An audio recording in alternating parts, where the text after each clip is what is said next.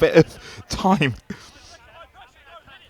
So here come West Wildcats looking for a response. Luke Milson, first real look at Luke Milson, plays for Oxford, a speedy individual. And he's involved in the middle here, looking to try and work something again. Flicked out wide, but nothing comes of it this time around.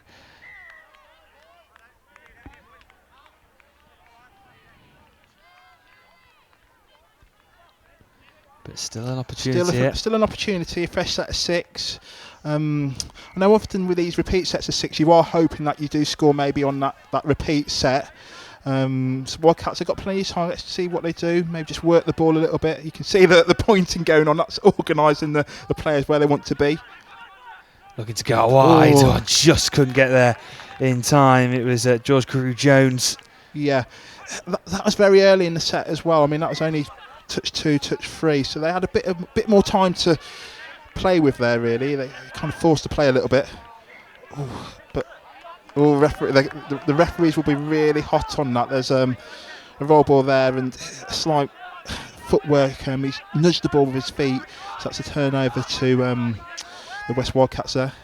Yeah, good opportunity. Again, they're almost giving them on a plate, a fresh set of 6. Lost control, and this is a chance for the West Wildcats to try and attack that line. But this is where a little bit maybe still getting used to conditions, a little bit of nerves. You're kind of a little bit excited as well. Start of the day.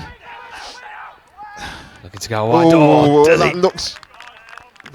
Referee's given that. He has, and it's 2 apiece. And it was a good play once again in the middle. Tom Simpson. Good bit of pace there. Good acceleration. Yeah. Ball given. You can see the winger was drawn into that link, which just created that gap, just to give that pass away. And a lovely try in the corner. So 2-2. Try for try at the moment. Yeah, you score, we score at the moment. And here come the South East Taipans, looking to try and respond once again. Oliver Taylor's in the middle. Just see Andrew Dyer in the picture, number 13. Max DeCornu now. Just weaves past his man. Dyer is there in support, but opts to go over the top. And it's easy for Ruiz Girani. But looks like it's not going to count. I think he's just given a slight forward pass on that one. Well, let off for the West Wildcats. But again, that step is buying him time. It's it's going to be difficult with Ken to maybe combat that, really. Reminder, of course, 2 20-minute halves, so there's still plenty of time for games plenty of time. I mean, we've seen throughout the season with these close games how things can just suddenly, the scoreline can open. You get a few tries here and there, you can really open a lead or come back if you need to. Absolutely. There's Clark Hobson, the youngster. Kai Andrews just come on now as well. Jay Johnson is in the middle and looking to try and weak through is Josh Henderson. Just a narrow one there. And you can see sort of John Weston Stanley sort of really controlling the game. He's got quite a lot of experience in terms of coaching the Wildcats in the past. So you can see he's trying to put his mark on it. That's a lovely gap. Ooh, the space just opened there. He certainly did. Luke Milson gets on the score sheet. Clark Hobson just timing that pass, and it was Henderson in there as well. Lovely work. Yeah, they kind of just caught the mids and links slightly out of position there. They got a little bit sucked in, which kind of created the gap, which they clearly took the Wildcats. Harry Goldman now looking to try and get some yards into the West Wildcats half. Henry Hardman. Yeah, good yardage is there. Trying to utilise some space through the middle. Touch comes in, but so players offside there. Just play through. Lovely try. That's almost instant reply there. Yeah, Mark Aldous is. You could see he's caught him offside. Referee's just said play through. That's a set move they're working. Got to really work hard to get back onto your try line in that situation, especially when the ball's been placed sort of close in that area. Nye Davis over the 10 metre. Lawton Davis now. Clark Hobson. Simple layoff. Nye Davis again. Was trying to dance around his opponent there, just trying to stretch this defence while they're slowing it down and back into the middle. Oh, so that's a fresh set of 6 there. The Wildcats will start with about 5 metres away from the try line there. They've gone for the interception, but not being able to make it stick.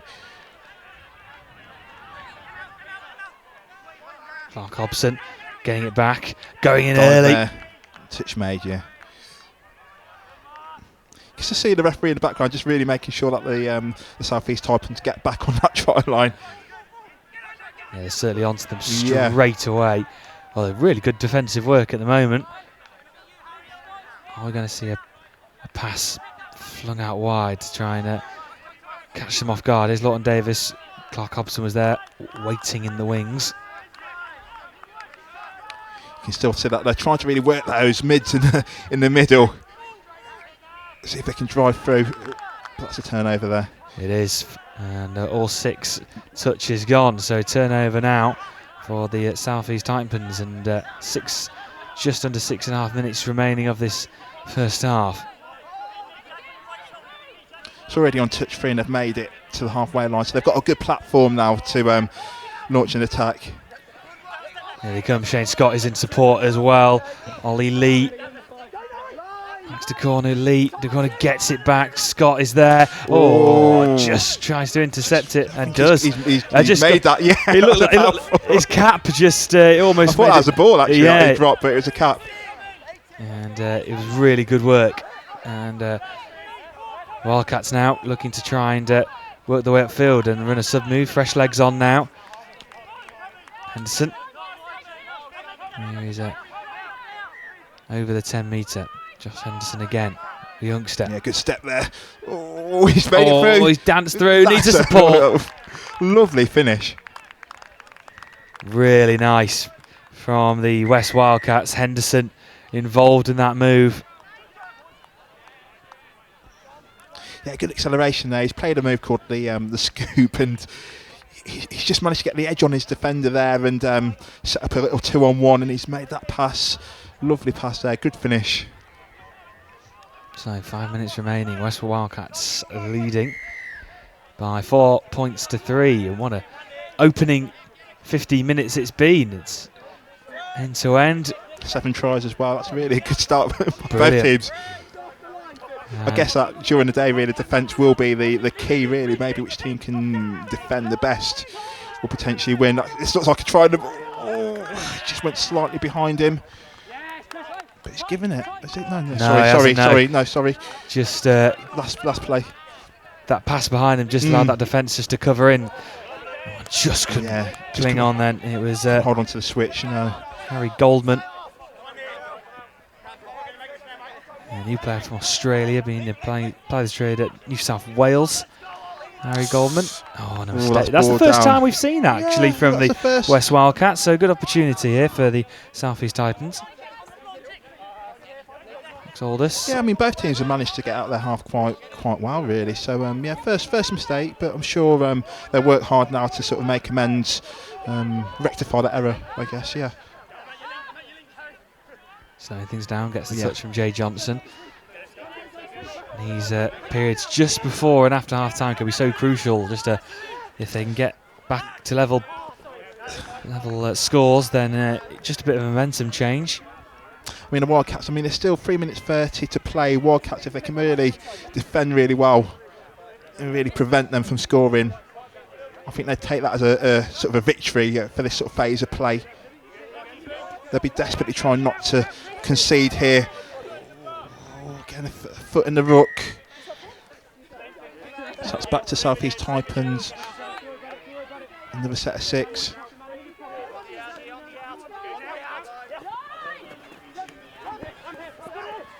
Oh, good dive. Brilliant dive. It was Harry Goldman. Touch has been given there. Yeah, an equally brilliant touch, stopping Goldman from going through. Instant Mark Aldous. Needs to go to his right to Goldman. Move on Aldous.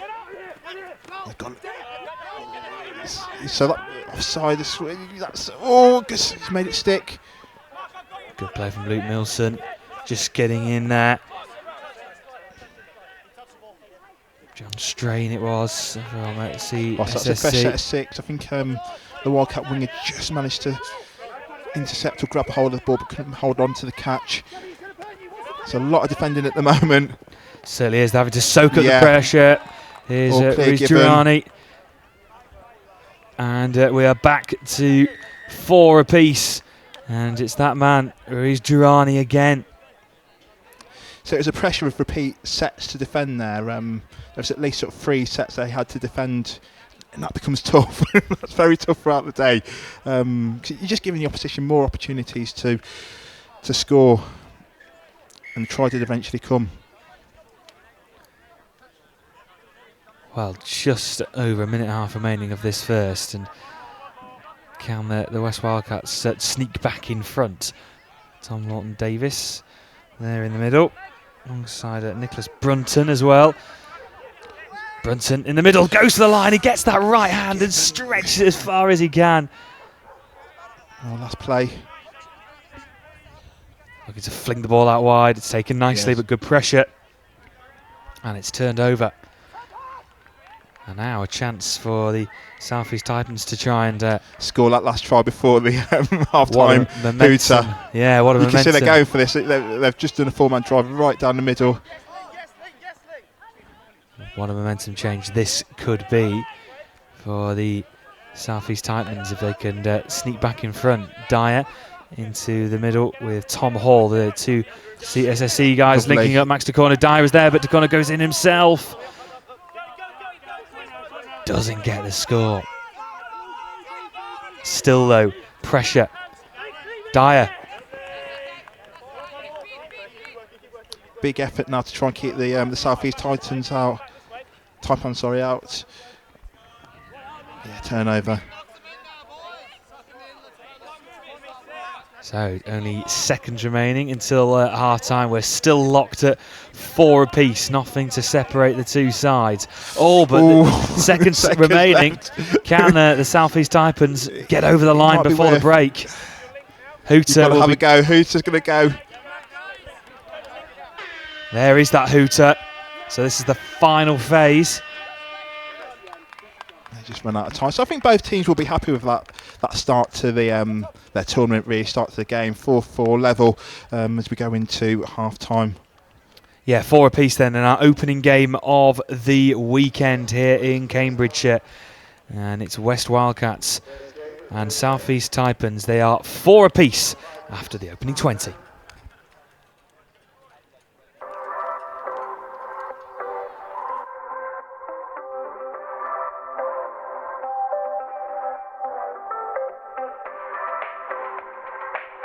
Touch is a minimum contact sport where the aim is to score more touchdowns than your opposition. Touch team is made up of 6 players on the pitch with up to 8 substitutions. Those 8 substitutions can roll on the pitch at any time. Touch can be made of mixed teams or single gender teams. In a mixed team, there is a minimum of 1 man and a maximum of 3 men on the pitch at any one time. At an international level, touch games are made up of 2 20-minute halves. Half-time, girls. But at all levels, you can have varying different half lengths and periods of time.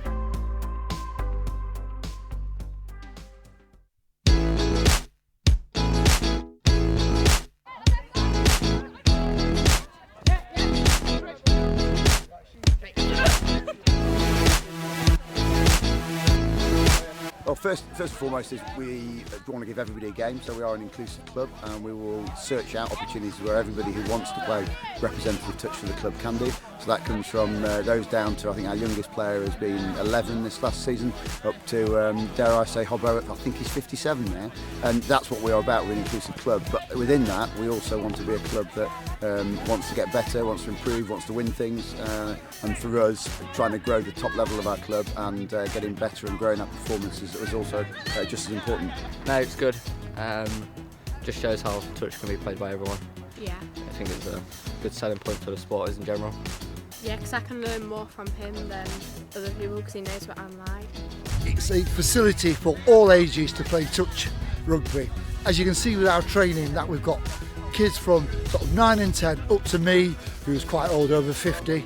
Representing Nottingham with England is great because the Euros were held here as well, so we had a really good support as well for my first Euros campaign. I think it's been a part of our strategy, part of our plan, and we see the future. We want to get better as a club. To do that, we need to bring youth in to shift as oldies further down the line. I think it's also the fact that as some of the older players bring their families down, children, there's 3 or 4 of us here tonight with children, the strategy's also been really targeting schools, junior clubs around here. The summer league that runs each year now gets 100 plus under 15s in. Well, we did something at school for it and then we enjoyed it, so we decided to carry on. We have a coaching setup here, I think, of 16 level 1, sort of at the intermediate level coaches. What a good defender is going to do is come out and just run straight at them if they're going to front you up and they're going to stop you. If he just comes straight at me, we go underneath him, slow down the roll ball, he's either going to turn the ball over, drop it, or the ball's going to be slowed down so that the half can't get in. And in addition to that, we've probably got another half dozen who are in the England frame who help out, and you'll see that tonight. Everybody's prepared to put their hand up and help, so it's not just about taking from the club, it's about giving back, which is fantastic. You'll see the mixing between adults and juniors. For me, from a junior perspective, that's one of the key things that we've done, is rather than separating out junior training every week, we try and mix it in where we can. And what you see from the juniors particularly is just they're growing in confidence and having to deal with players that are probably much more their senior in age and experience, and that's great for their own personal development as well as their physical development. Help us learn new skills and improve during the game. Everyone gets integrated together, all different levels, lots of coaching advice. And it's just a great spirit down here. That's why I like coming down. We have a laugh, although we take training seriously. There's always somebody to have a laugh and a chuckle with and enjoy it. I think for me, probably I would focus the game on getting as many children coming down over the summer as you can. From a point of view of growing the sport, bringing as many children down with their parents and getting an all-inclusive, fun environment that anybody can have a go in. And focus on that, of building the baseline of as many players as you can. Don't worry about trying to go through the ranks and put the best team out there. I think build from the base upwards, which is how we started 5, 6, 7 years ago. And as a result of that, we're slowly chipping away at getting up the ranks. This is Nottingham. Nottingham. So back underway then, here our first game of the weekend, and South East Taipans taking on West Wildcats, and there's nothing to separate them at the break, 4 apiece. Who's going to strike first in this second half? And at the moment, the South East Taipans looking to try and burst through this West Wildcats defence. I'm sure both teams would have enjoyed the half-time. Good opportunity for the coaches just to say a few words to their players, their teams. Maybe not. Don't think they need to really change too much. That's a lovely try there. So that's a good start for the South East Titans. Yeah, Shane Scott from Galaxy London, part of the England Mixed Opens squad, who was Shane Scott. Always has a very colourful or different types of hats every time I seen Shane Scott play. This time just going for the more standard white baseball cap. But it is the South East Taipans who are back in front to lead by 5 points to 4 after a minute in this second half. How do the West Wildcats reply? There's Lawton Davis in the middle. I mean, they're certainly creating opportunities, the Wildcats, so there's no reason to get too worried at the moment. I think just stick to their game plans. I mean, obviously the scoreline suggests they are scoring, so just got to keep on working hard. That's a good break for us.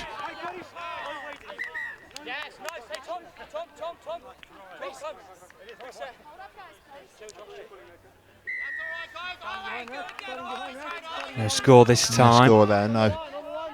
West Wildcats still looking for that opening though. There's Lawton Davis Henderson's there in the middle. Those two linking up again. Yeah. Touch just made.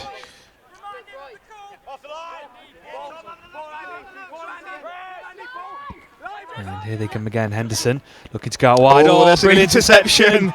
Can they make it? It's good pace. Good pace. Oh, he just collapses before the line. Just short. But plenty. Oh. Well, a real mix-up now in the middle, and it's such a shame. I mean, it's just moments before the line, meters away. Well, a real I feel as the referee called the play back.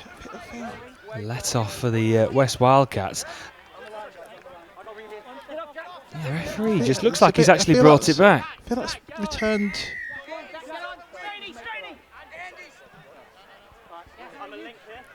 Maybe in a narrow offside. There's a little bit of confusion there on what happened there.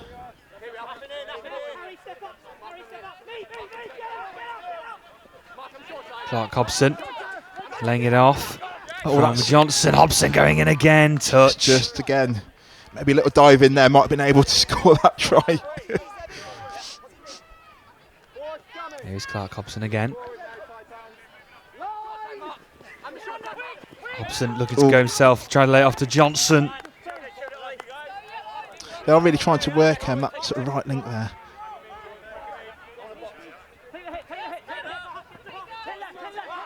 That's a firm touch. Yeah, it certainly was.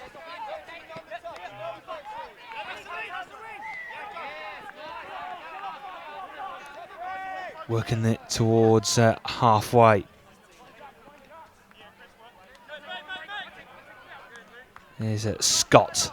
He's just skipping away from everybody there. He just weaves in and out. It's carving through like butter, and he tried to find Durrani. That was on. I mean, it's just a slightly better pass. I'm sure Durrani would have been able to sort of finish that one off because that's good execution. They made an overlap out of nothing really.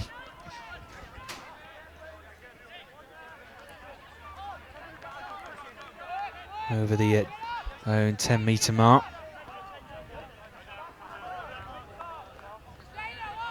West Wildcats looking to try and get back to parity. Over the 10-metre mark they come.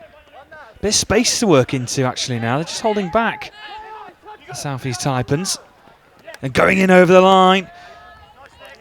I think it's a combination of the referee really making them work hard to get back on side. They really are playing quite big offsides in this tournament. Maybe a bit more than what you'd usually play like in a social level tournament. Over halfway line there comes some fresh faces on. There they come. Max de corner over the 5-metre. Space potentially opening up. Yeah, the wing had that spotted really. He was very much there to make that touch.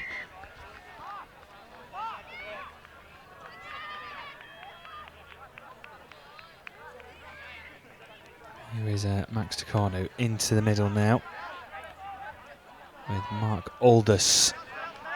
Tucano again. Is he just going to try and weave his way through? He's almost sandwiched. The touch does come in. Still trying to work an angle on the 5-metre again, Max Tucano.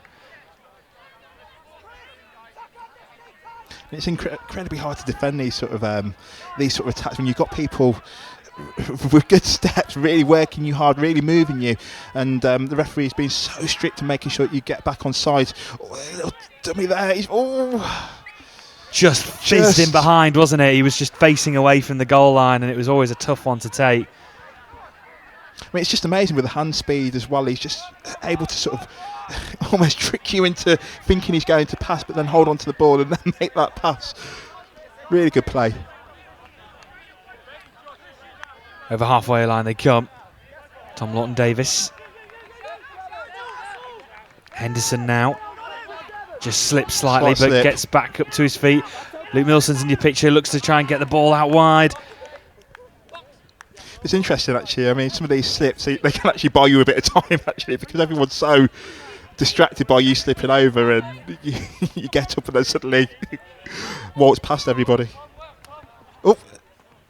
Oh, Alex Scott. That was just opportunity there for Alex.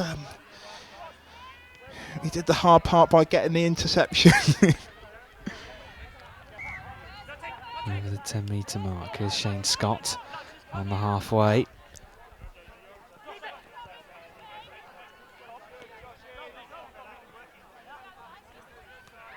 And still coming forward.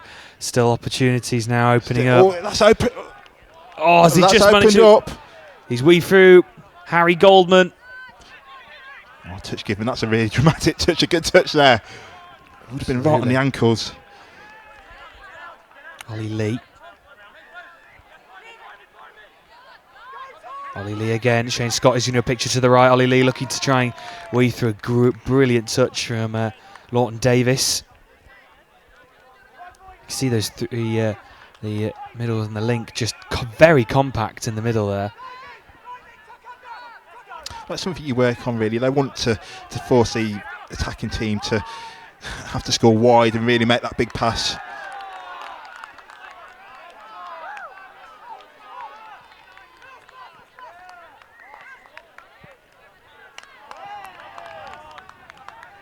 Consultation there with the referee, assistant referee, touch judge. Yeah, just having a chat. Yeah, it took a moment to decide. Talk us through that one, but yeah, that's the try's been given there. Yeah, it certainly has. It must have been the. It must have just avoided that touch by the faintest of or narrowest of margins there. And the South East Taipans now advancing to a 6-4 lead. It's the first time we've actually had a seen 2 point. About to say, yeah, see 2 point lead. A side really get an advantage. And now some work to do for the West Wildcats. There's Thomas Simpson. What can he do about it? Looking to go for the line. His teammate Hobson. But again, still, over 10 minutes left, plenty of time for the Wildcats to come back into this game. Johnson gets it back from Hobson. Space potentially for Scott. Sixth touch, and what a brilliant touch it was as well. Good dive, ambitious dive there, but I think the touch was made there quite comfortably. Next to Cornu, making up some good yards, although almost just leaving everyone behind. Almost too good. Too pacey there. Over the 10 metre, Girani just almost getting in the way of each other, but they work it out into a bit of space into the middle. It's almost too much pace. I think that was a little bit loose from almost not loose in a bad way, but they were just almost working too hard, too quick for each other. Not quite able to read what each other were trying to do. Here's Scott. Next to Cornu. Is he going to get it back? No, he doesn't. No, not quite. Sam Jones in the middle. This makes to Cornu. Next to Raptors player. Scott now. Oh, lovely little floating pass. Almost just waiting for someone to run onto it. And lovely patience as well. They really are going for their playbook. But just as I say that, there's a pass out the back of the hand and that's gone to the ground. Yeah, as soon as patience is involved, they look to try and force something. Commentators curse. And it's turned over, and a chance for the West Wildcats to try and manoeuvre their way upfield over the 10-metre mark. And Simpson comes along.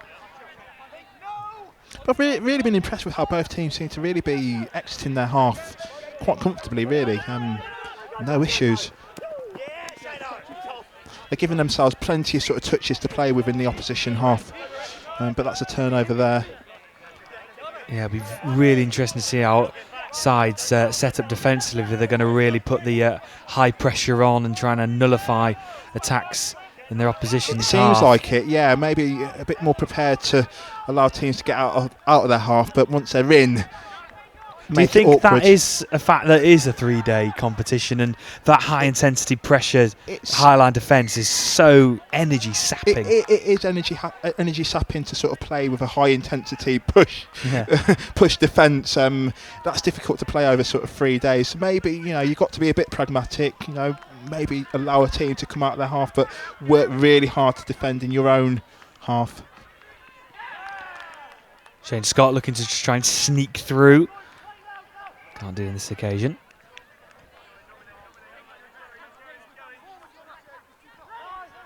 Mr. Cornu just caught in a bit of traffic. He has it back now, just fed off by Mark Aldous. Here is Aldous again. Just crab feeting his way to the right. So an offside call, yeah, someone not deviating from the Wildcat team. So fresh set of 6. And again, this is where it gets energy sapping. Having to defend that repeat set. Space push opening up. There we go, Darren. Pass made over the top. Yeah, I think that's the one thing to look out for today. Really, if teams do give a repeat set of 6, whether they can actually defend that next set of 6 afterwards. I'll be quite interested on the stats. That's your challenge for today, Brad, to keep account of how many tries are scored on repeat sets of 6. It was John Strain going over. No, well, it is an interesting point. It's always we always call it like a coach killer. Yeah, I've heard that phrase being used over the summer when you feel that you've defended it well and then suddenly you give a fresh set of 6 on the 5 metres and you've got to do it all over again. It must be just so draining. I know from the Wildcats perspective, last year when I was training with the men's over 30s team, we were really sort of drilled about trying to avoid giving away sets of 6, and particularly you've worked so hard to defend as well. It's it's very frustrating to have to then defend another set of 6. Well, the South East Taipans have advanced into a 3-point lead, and at the moment the wind is in their sails. So this is where the game management might sort of come into it a little bit now, just to try and ease out this game or control it enough to keep that lead, sustain it. Scott gets it. Oh, this is brilliant play. And as easy as that. And it's Ruiz Girani. And that's the 8th for the South East Taipans. And that was lovely play, but it looked so easy at the same time. It did look very comfortable. And now it's difficult for the Wildcats to come back into this game. 4 tries, they've got to score maybe 5 to win. That's a big ask now. So without conceding as well. So it might be just damage limitation at the moment. I expect the South East to just really focus on just playing their plays, keeping to their structure, and making sure that they go on to sort of win this game without expanding too much energy. Exactly, yeah. Long 3 days yet to come. Still plenty of matches to be played. This is only our first of 11 live matches for you today. So a reminder, next up we'll go to the mixed competition, and we'll see the Northwest Blades taking on Southwest Saxons. That will be coming up next.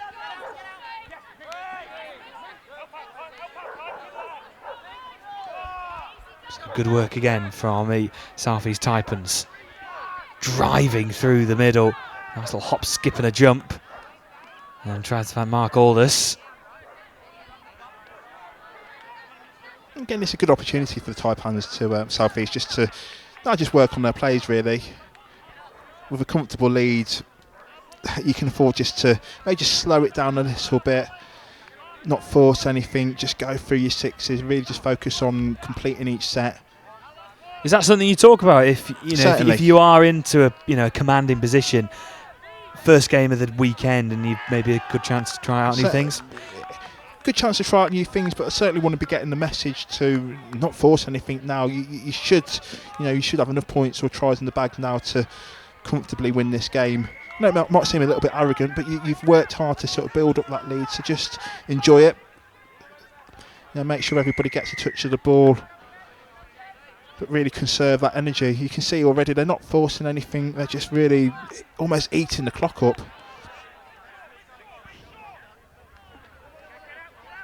Yeah, really putting the pressure on this West Wildcats experience defence as well. Yeah, you know, I wouldn't want to be sort of doing too much now with a 4-try lead.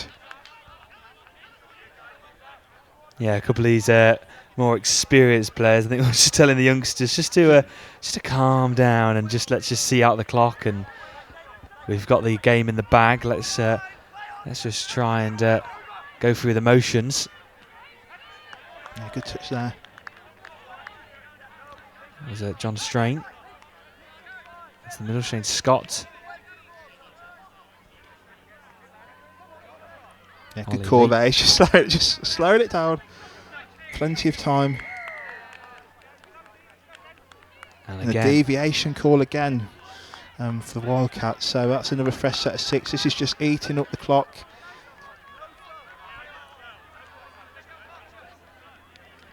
that's really not what the No. West Wildcats would have No, wanted. and the Wildcats have got to force it a little bit to get their hands back on the ball.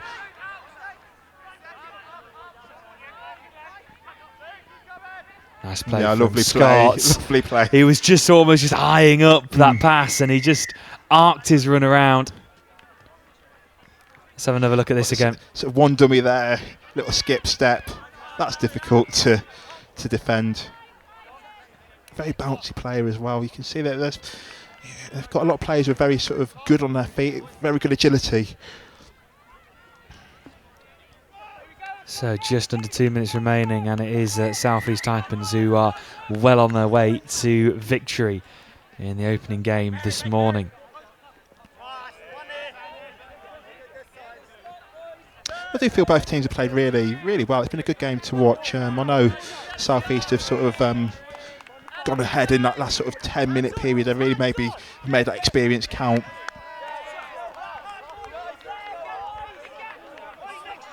Again, with the Wildcats having to now force it, you can see the ball's gone down.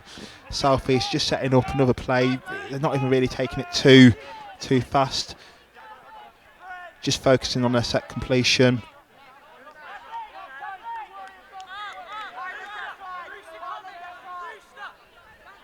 Here's Max Tacornu.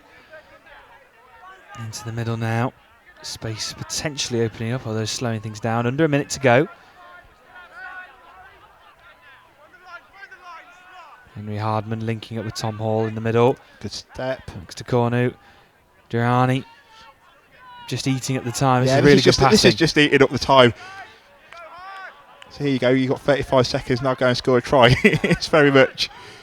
And you already see that high line of defence straight away.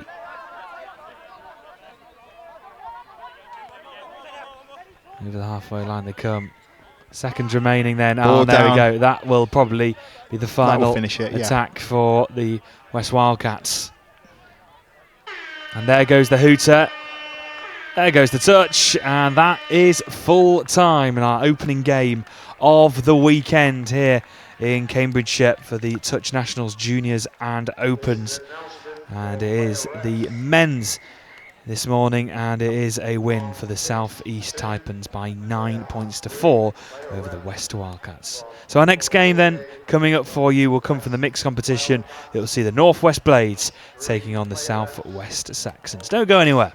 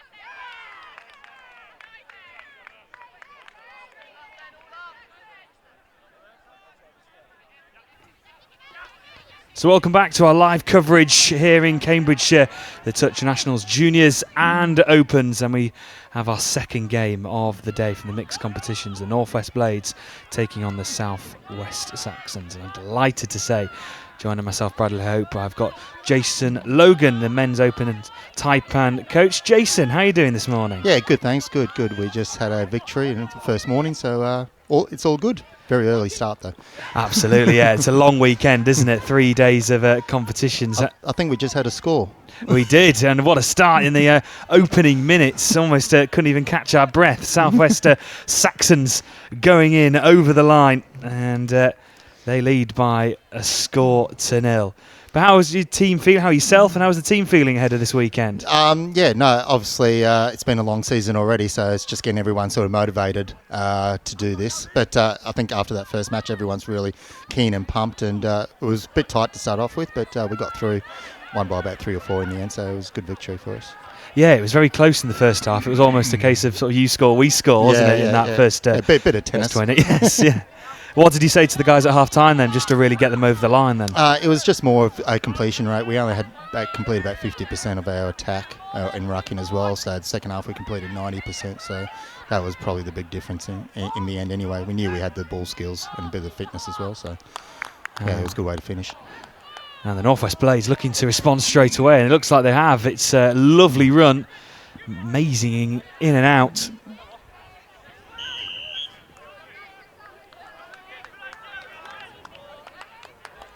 It was Matt Venner just coming through from the Bournemouth Lions. And one apiece after 2.5 minutes. Another quick start this morning. So we'll see what the Saxons have got here. Okay, just a normal 32 slow dump coming across. Quite slow setup, but they'll try to probably go quick after this one here. Here they go, set up on 32. And the overlap, and just missed it. Yeah, just couldn't quite get through on that occasion. But still have the chance, still with possession. Slowing things right down though.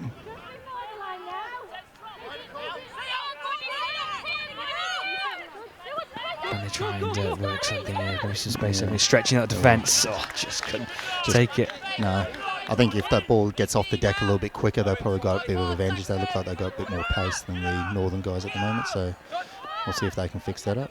And you were first up this morning, which you had that almost that morning dew. Did that affect things this morning? Yes. No. It was very slippery. A lot of the guys were playing a bit of ice skating at the start of the game as well, and that ball was quite slippery, but it did dry out, and it's nice to have some warm weather up here at the Nationals for the first time for quite a while. Absolutely, yeah. It's been a mixed bag over the summer. We've had I remember in the Belief Elite National Touch Series, in particular in Oxford, we had baking sunshine, and then in Manchester it was rather gloomy. Did you expect anything else from Manchester? It was we had a mixed fortunes of weather over summer, but we were set for a fair weekend here in Cambridge. A little bit of pace, no. The guy trying to pick on the girl, couldn't get through. Well done.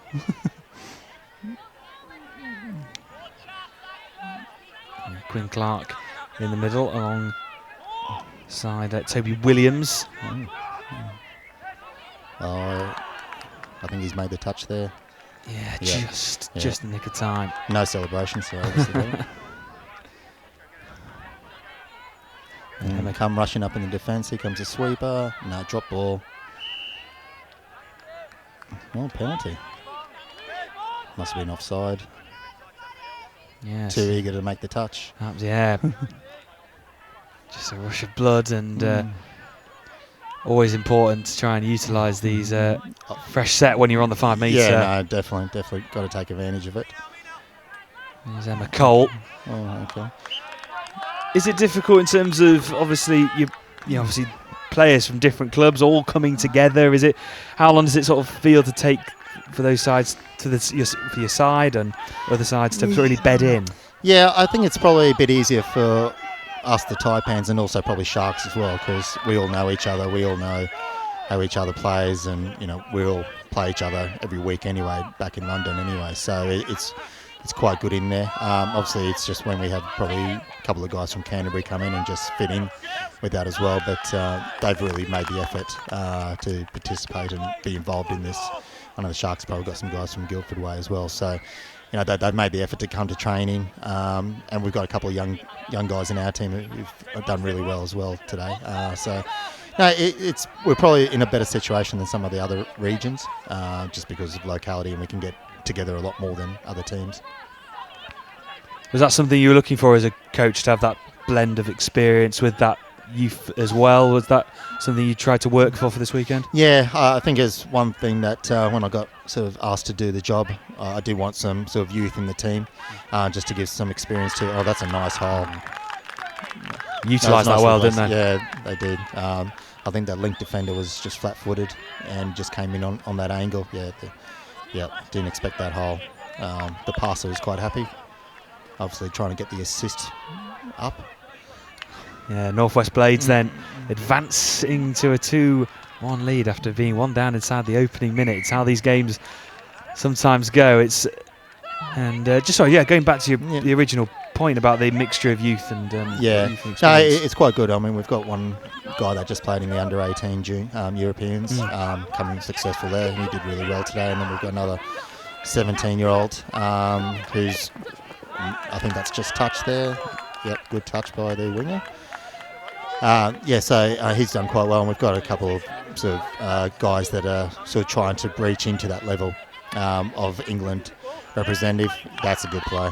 Really nice from the Southwest Saxons, and 2 apiece, and just that acceleration just couldn't be stopped. Yeah, I think they just got a bit lazy and didn't expect the guy to come around. I think it looked like a bit of a park touch move, but it definitely worked. The Southwest Saxons have definitely got a bit of pace. I think they've got a bit more pace than North at the moment, so they probably just need to use that a bit more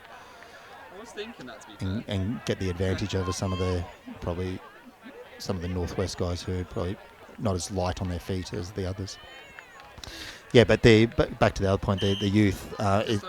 This is what this tournament's all about: is trying to give those 17, 18-year-olds a bit of exposure to higher level touch, so they can get into that England Open training squad and just develop it as well. And I think the pathway's definitely there now. Obviously, the results from the Euros helped as well, so it's just giving these guys a bit more. Talking to the young kids, they go, geez, this is the fastest touch we've played for a while. So it was, but it's good exposure.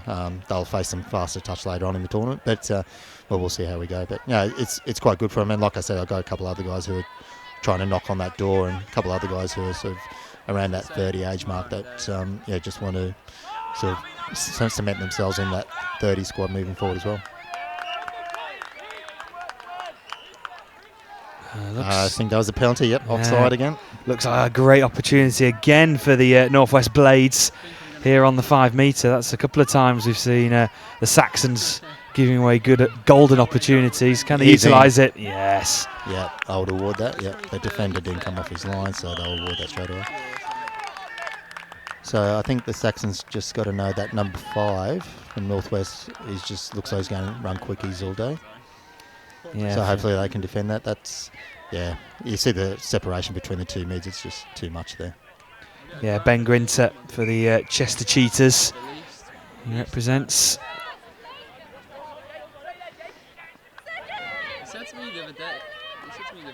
And Saxons looking to try and respond.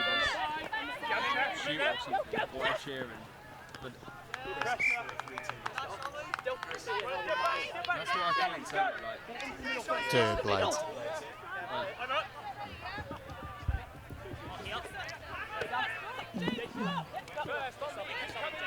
Okay, here comes some rucking. Probably try and get to the sub box.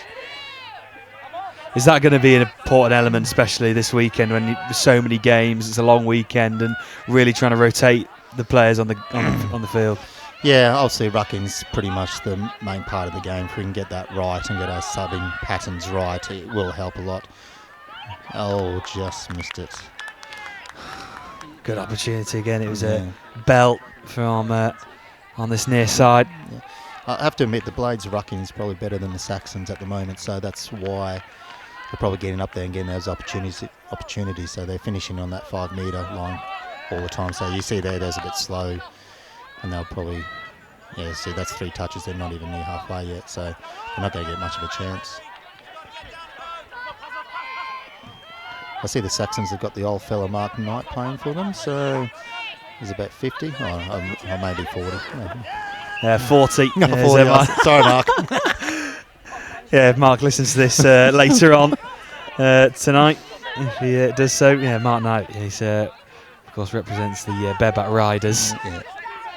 So there we go, a bit of room on it, and they're over halfway already, so here's a good chance for them to probably capitalise. No, it's a bit too slow. This is where you want to go momentum. You don't want to go sideways. If you get an advantage like that, get the ball at halfway, you just want to get down there and attack. Getting their 10 metre zone with at least 3 or 4 touches. That's 4 touches, so they don't have too much here, so they need to set up here, and it'll probably scoop. Yeah, slipped over, he's through. Looks at that support as the half touch. Touch, yeah. Good follow.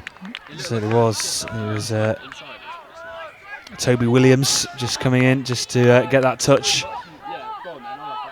in the goal zone. And this is better rucking from Saxons. Now they're going to hopefully get up there. So they're halfway on the third, so hopefully they can try to capitalise on that. Yeah. The secret to good rucking is getting that half right there and not waiting for the half to get there.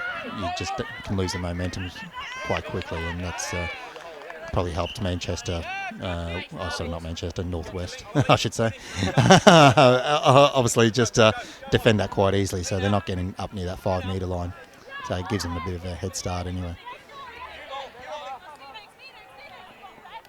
Yeah, to viewers who are joining us for the first time, if you're watching at Touch Rugby and you couldn't understand why the player picked up the ball, couldn't go in and just score directly, he was the half, so needed to find the support. Yeah, this is better from Northwest, just going direct.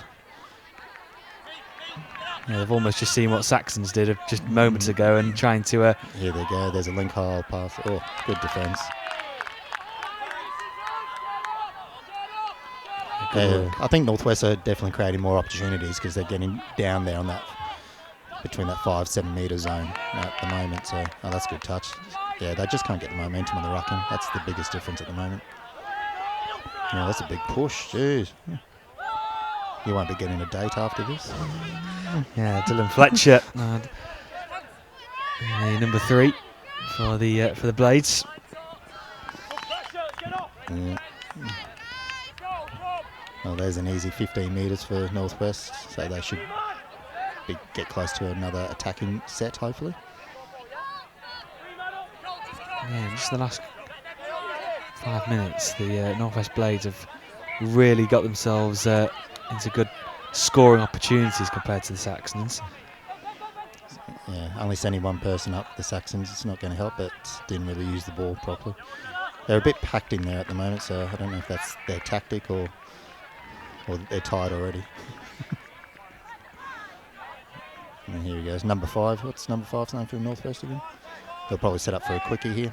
It's Ben Grinter, the youngster. Hoping to go to the right. Touch comes in. He's not happy. He should have got the ball back. Put his head down. But once again, they leave the ball on the 5 metre line. And it just turns into a grind game. This looks a bit better.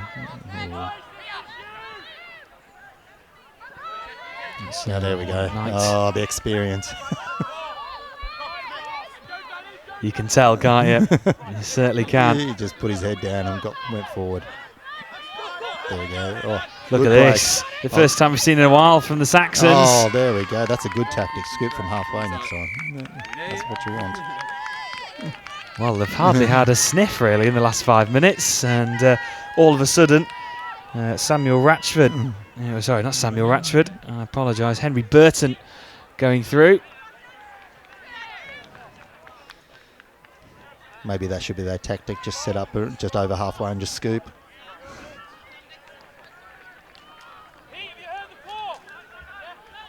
But I think what you saw there was that defender just turned their hips in and just left a huge gap instead of sort of covering their shorter side. So the number 7 from Southwest just went straight through. There's a big gap there. Have you got to do anything after we finish filming? Okay, here we go, the quickie merchant. 10 metre, 5 metre I should say. Again, compact defensively though, the Saxons. Okay, they got a penalty, that was a bit lucky. Probably doesn't look like enough communication down there on the line for them. I think if they're just going to, they're probably trying to run too many things at once. And they should probably just keep running quickies because it worked, they've done it once, keep doing it. So they keep doing this fancy block play, which is not working at all.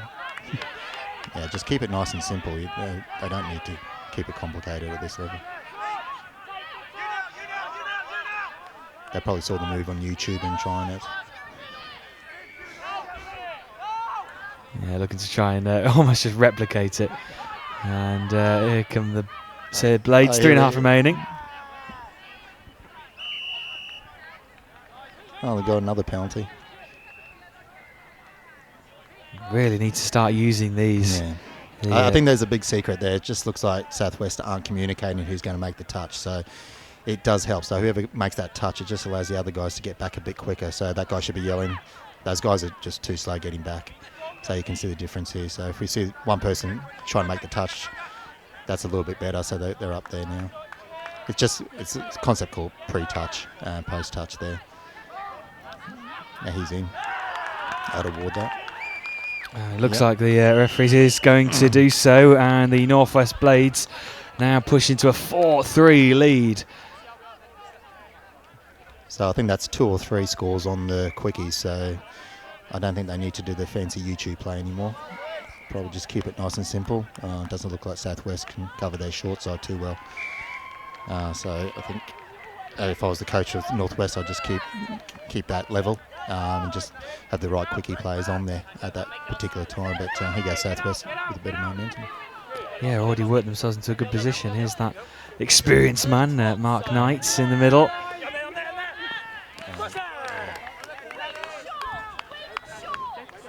Should have probably passed it to the old fella. He would have dived and scored. Still with the Saxons though, just on the edge of the 5 metre, Mark Knight. Okay, so there's a high link, so he's looking at who to pick on here. They're going, that should be a penalty, yeah. So he basically pulled out of the touch early, so once you're committed to the touch, you can't pull out of it, so you have to go forward with the touch, and plus it's sort of that Mexican standoff, which has obviously been spoken about all season as well, so that's what Mark's trying to do here, so he'll try and get a quickie on the outside of this little guy here. Mark Knight looking to go over the line. Good touch. That's fine. So you saw the touch. I probably didn't cover their short side too much. That link came in, so Mark might look for a link hole in the next one. There's a guy defending on the wing there. It's a bit weird. Mark Knight trying to do it himself. He's just with a one-on-one personal battle at the moment. Could be his son he's battling against.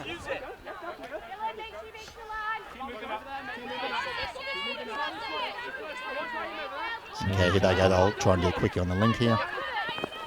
Oh, yes.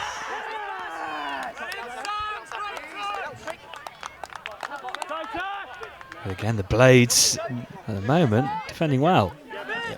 I think Southwest are just slowing it up a bit too much at the moment. Oh, going in. James Hardman. So it's quite interesting. So Northwest are defending with a girl in the middle, so they should probably be trying to target her a little bit more and isolate her so they can try and score on her. So they didn't score, so good stuff by Northwest. Yeah, let's see if they can actually get up there. So this is the first time they've actually had to ruck from their own line. So hopefully Southwest can put a bit of pressure on them. There we go, half time. There goes the hooter, and another one after the opening 20 minutes. It's all to play for. Northwest Blades leading by 4 points to 3.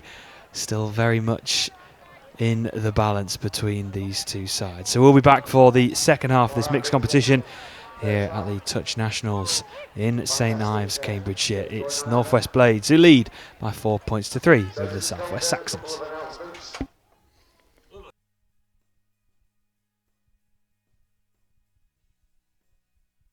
It's cool to play against a number of really good British teams, which we don't always get to play against. To have a 2-day tournament also is not new for us, but we don't have that a lot as well in Europe. So yeah, I guess the two just really good high level that makes a difference. For us, this is a step up. We usually play, we've got a local league, a Catalan league. There's only about 7 or 8 teams, mixed levels. And then we try and get around Europe and play a few tournaments. So for us, this is great to play top quality touch. So for us, it's a real step up, and we're really enjoying and learning a hell of a lot. I mean, we wanted to play at high level, and we got what we came for. Obviously, it's been a tough tournament for us because we're a team that we don't have a league. We're just one club and one national team together.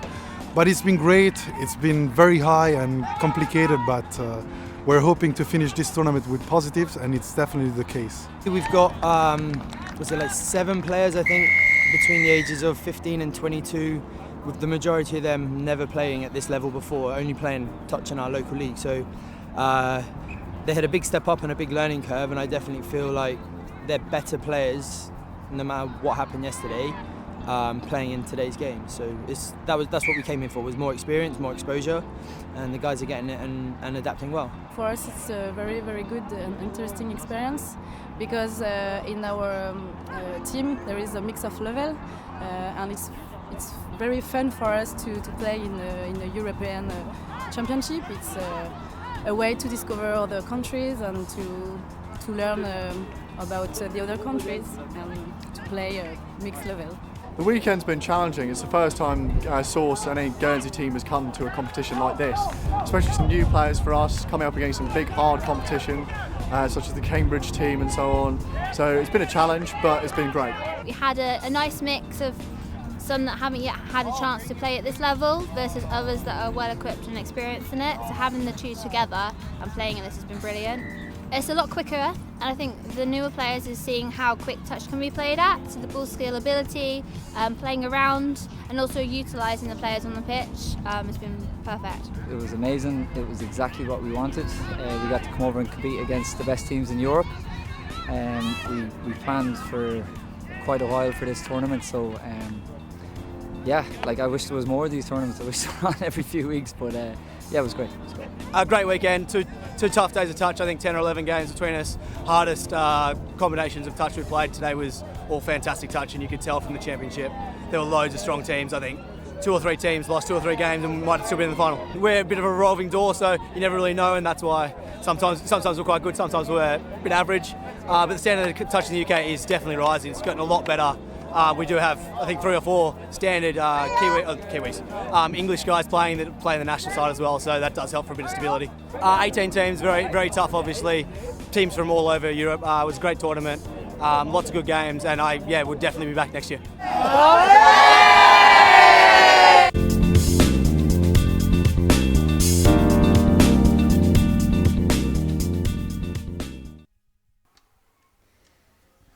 So we're just moments away then from the start of the second half here in Cambridgeshire, a second game of the day in the mixed competition. The North West Blades taking on the South West Saxons, and it is the North West Blades currently lead by 4 points to 3. So you're joined by myself, Bradley Hope, and Jason Logan, the men's open Taipan coach. And well, it was an interesting first half. It felt like the Saxons were really giving the opportunities to the Blades, but they just couldn't really utilise them. No, I think they were probably the dominant in the first 10 minutes or so, using their pace quite well, but then they couldn't get up to the other end with their rucking, so the Northwest were getting easy meters and being able to attack and getting quite a few penalties, and I think their quicker game's a little bit better than Southwest, but it seems like Southwest are probably need to use the ball a bit more. I think they've got probably better ball skills, so I think if they use the ball more rather than try and focus on quickies games, they could win this. So here come the South West Saxons to get the tap off in the second. Can they try and get back to parity in the opening minute? They got a score in the first minute in the first half. Need something similar now. Be ideal. Just on the 5 metre, there we go. And I think they've done it again. He scored. Oh, he certainly has. What a start to this second half for the Southwest Saxons. Robert Grist just going over the line. If he didn't score, I think the team would have killed him because it was a pretty easy pass to the link as well. So, but once again, Northwest are playing with the girl in the middle, which is quite odd. So hopefully Southwest have probably seen that and see how they can try to get one of their quicker guys to exploit that. Over the 10 metre in Northwest Blades.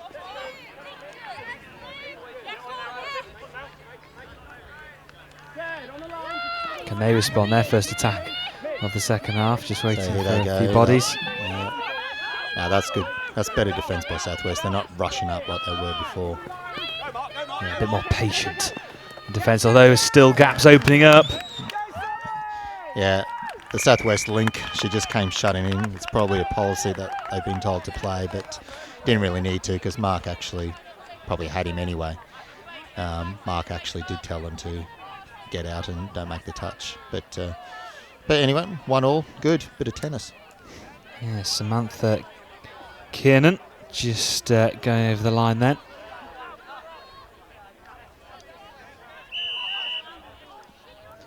We'll see if Southwest can score again. So that's easy meters. That's not really good from Northwest. So they've got probably 4 touches in a nice strike zone here.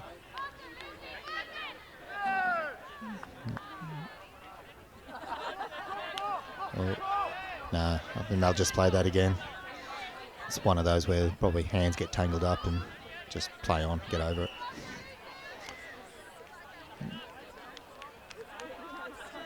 Okay, a lot of talking by the ref. Yeah, bit of education while they're on the field, that's good. Well, every day's a school day. Absolutely. Always learning. And okay, so you've got the girl middle in the pocket there, so they really should... Yeah, then they should just fling it straight out. He's through. There's the pace. Need the support. Oh, that's it. Score, yeah. Yes, good. Your serve, Northwest. And the Saxons back to 5 apiece. Well, hopefully, I think the Southwest have spoken about how they can exploit that girl and get their quicker guys.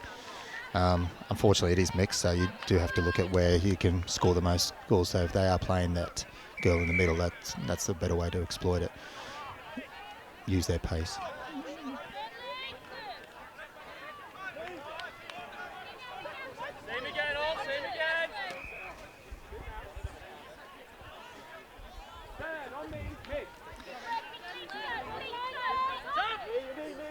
Here come the Northwest Blades looking to try and open up something, although that defence is quickly shifted over. Yeah, that's good, D. Good defence. Oh, the long ball. No, that's better defence. That was much calmer. There was a little bit of danger there, but they all shifted over as a team. So let's see how their rucking goes here. See if it's improved from there. No, that's good touch. So that's 3 touches, and they haven't really made much territory there. That's that good, lazy run Yeah, through there though. we go, yep. That's some really good from the half, yardage. yep, he's through. Play on. Oh, very lucky. Yeah, it looked like he, for the best part, he was just going to waltz on through.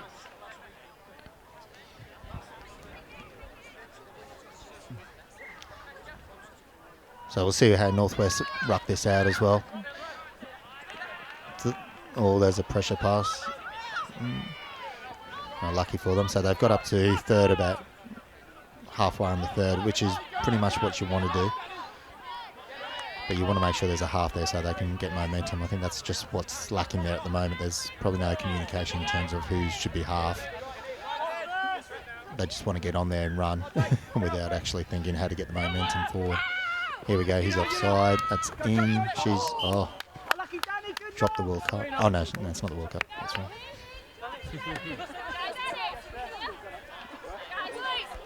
So just over 5 minutes gone in this second, and 5 apiece. Nothing to separate the two sides. Southwest Saxons, though, feel like they've started the stronger in this second. Good hit. Probably got to use his shoulder more next time. Oh, he's got the penalty for it. And that's an interesting call. I've seen Northwest are putting their males on the wings in defence. I don't know if that's because he's injured and they're just saving him for attack, or it's a new policy up north.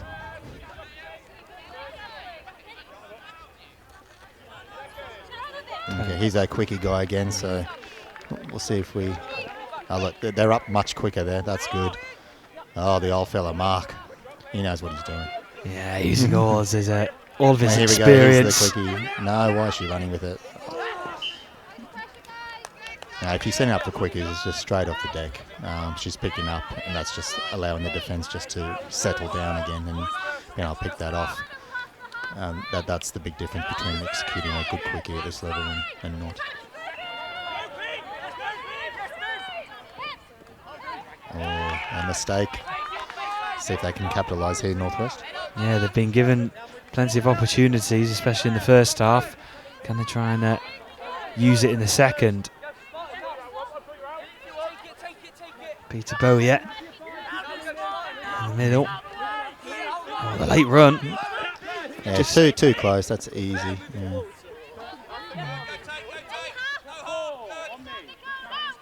Seems like they get up there and they run this weird play where they bring players back inside, which doesn't, like I said before, doesn't work. There we go. Simple off the deck. And he's got it. Yep. So that was the biggest difference between the first one before. Look at this one. It's just straight off the deck. Yep. She didn't pick up and take 2 steps. He was able to get it straight away. So the defenders actually have to take another 2 steps to get back. So it doesn't give them the time to get that dive in. So that's better play. And the Blades leading by 6 points to 5 then. 12.5 minutes remaining. Saxons looking to try and get back to all square again.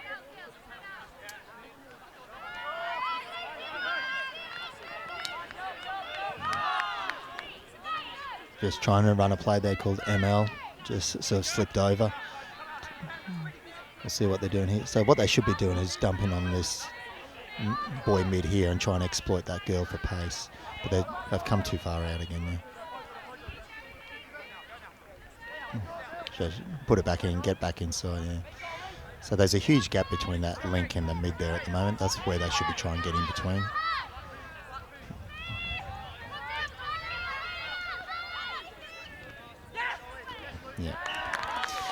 Yeah. Southwest Saxons, they didn't play that one too well. Yeah, they just seemed to come up a bit unstuck there. They weren't too sure how to play that. I think the biggest problem sometimes is that they're probably just trying to walk it in and set it up rather than going with a bit of momentum. It's one thing, you just can't walk into things if you want to build something on the back of it. So I would recommend if they need to get another tap off, they just go in there with some momentum and run them around a bit, especially with the girl mid.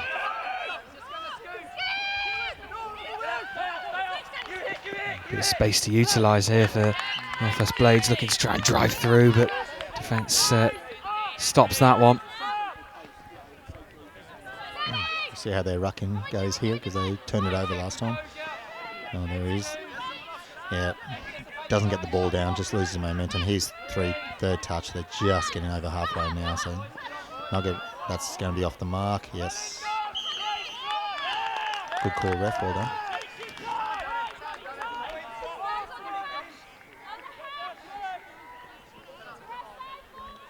It's much easier when the referees agree with me.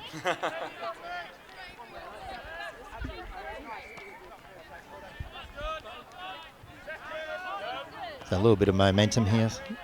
They don't have their little quickies players on, so it'll be interesting what they do. Here comes that, bring the player back inside, and we dump too close to the line, and there you go.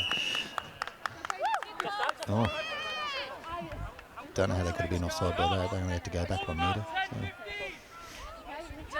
There's Nicole Bell just darting a run into the middle. Referee again, just almost talking them through it. Bit of education. It's good. Probably needs the whiteboard out or something like that just to explain a few things as well.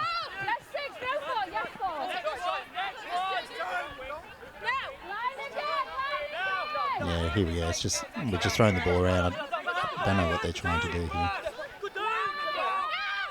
Oh, they're trying to do a quickie.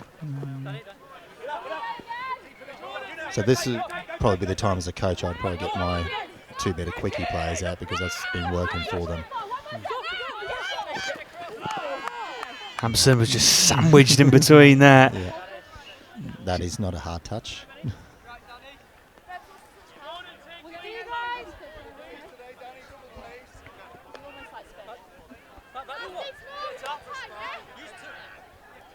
She has awarded that a hard touch. I can't believe that. No. It's a bit of a contact and that's all it was, so that's interesting. And here's that play again. Yeah, Nicole Bell just coming inside. Hampson looking for the line. I think they've got a success rate of 0% from about 100 at the moment. So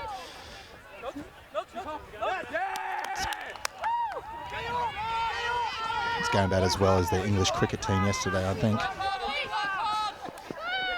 Yeah, it wasn't the greatest day at Headingley for the English, but attention here is the Saxons looking to try and get back to all square. Good yards. This is better. This is that's good. better. Yes, he's through. Oh, good. Yes, bit of Harlem Globetrotter and the long ball. Easy. Lovely from the Saxons. That's one of the... That's the best play of the day. Absolutely. I was just taking the words straight out of my mouth, Jason. That was really nice from one end of the field to the other in the blink of an eye. And we're back to 6-all now. Yeah. So that's what I'm saying. If Saxons can get a bit of roll on with their rucking, they've got the pace and the bit of ball skills to go straight through them. Well, I think Northwest sort of need to get up there and get a sort of a repeat set or get a tap off like this. I think they're a bit more dangerous with a bit more static play as well. So I think if Southwest can hold them off here and just do the same and go a bit more direct rucking and not get slowed up, they should win this in the last 7 minutes. But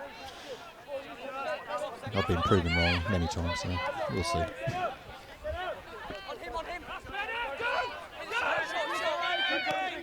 Here come the Blades looking to try and respond again.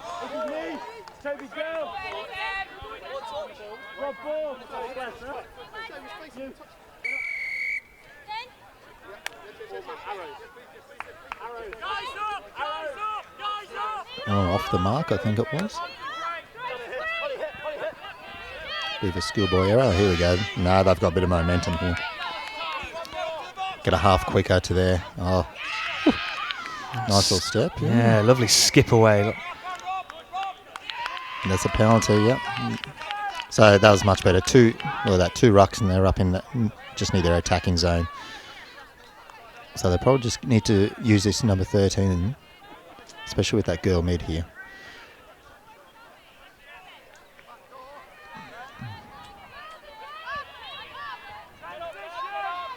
Yeah. Looks like they're just using standard defence now. There's a high link out there, so I'll be exploiting that one. Oh, and the pass, no, too low. Yeah, you can. It's something that the coaches, when I've spoken to, have said that they've taught trying to get those passes down low to obviously make it easier, but they've got to be timed right, haven't they? No, they do, but that was on the third touch. I would have killed him. No, but and especially when they've just scored and they just had a bit of momentum, you would have at least wanted to at least have a good full set of 6 at them. Maybe it looked like they were tiring a bit as well, so they might have been able to get a penalty. But unfortunately, they probably threw the ball away a bit too early as well.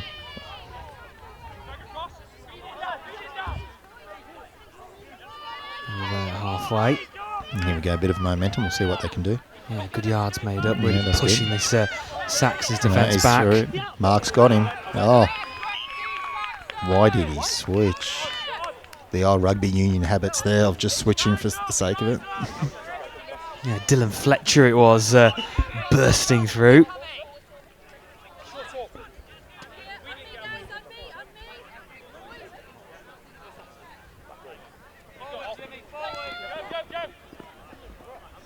Oh, is this a turnover, a penalty? Yep. Turnover. Oh, the momentum swings. Now we haven't got our number 5 from Northwest on here yet. This is the time I'd bring him on again.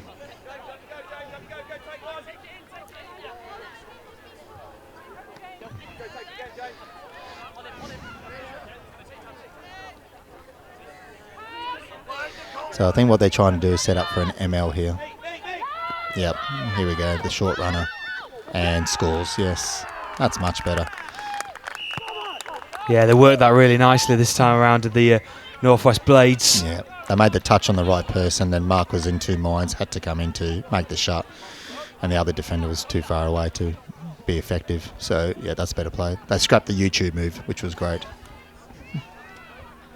Yeah, went back to basics in the end, and how important that score could be in what's been a very tight contest throughout. And, 3.5 minutes remaining of this second half. That's it. Run with the ball and then pass it back in. Yeah, see, now half. That's probably been a big problem with Southwest in their attack. Once they get into this area, they just don't have a half, and it seems like their communication's not 100% between some of the players. There he is. So what a lovely little mazy run through, and he just saw the space and the doors opened.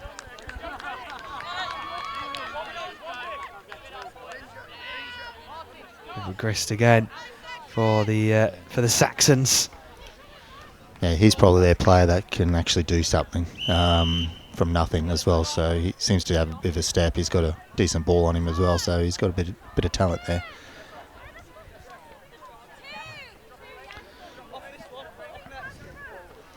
So we'll see if they can hold them out here and see how they ruck forward. Yeah, let's see if the Blades can try and get back in front. Hoping to go to the corner, needs the support. Yeah, it was touch pass. So just as you said, Jason, chance now for the Saxons to try and look from there deep inside their own half. Let's see what they can do. Yeah, we'll see if they sub off. Yep, they're going to be subbing off here. So those 3, so they're over halfway, so they're in a good position here. Those 4, they'll just set it up here for number 7 to scoop through.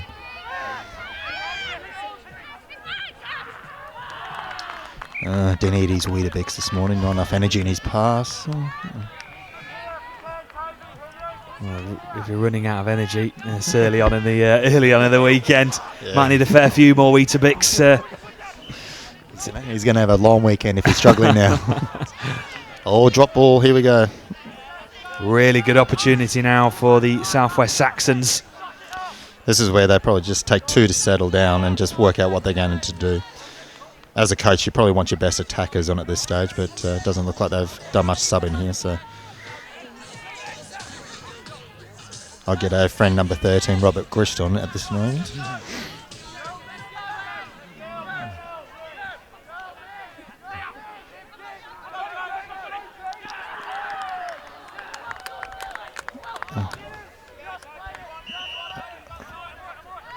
No, I think they might have blown that. Yeah.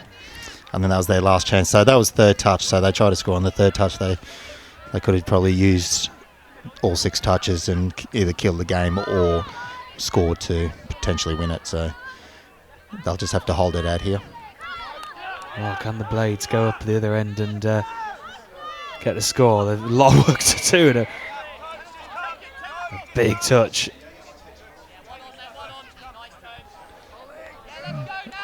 Oh, a penalty in attack. That's a Cardinals thing. We'll see what they do. Oh, here he is, number 13. Yep, you haven't got much time, guys. I would just get 2 rucks and get him to scoop. Let's see if they follow your advice, Jason. Oh, Mark's on there. He's got a bit of common sense about him.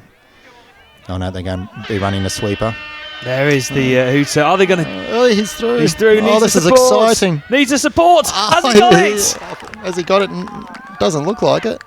He's got it. Oh, he has. The Saxons have done it in the last score. Is it? And I think it's on the number. hoot, has he? It's Mr. Grist, is it?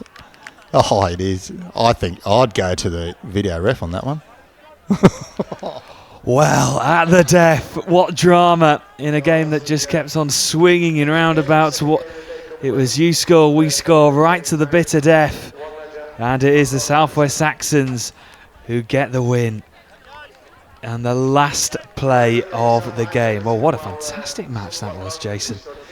Yeah, it was good. It was a bit of ebbs and flows and everything like that. I think my prediction at halftime was Saxon should win this, so I think I was right.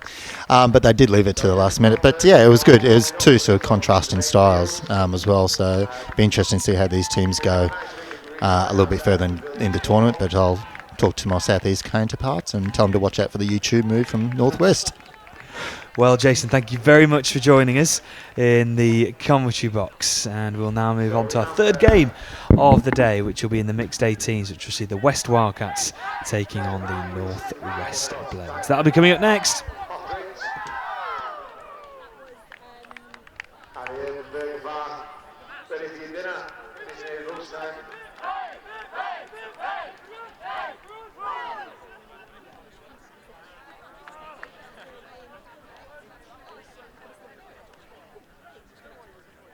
Just been told as well there's some ice creams inside the main pavilion in the bar area. If you want an ice cream, get yourself over to the bar area. There's ice creams inside there.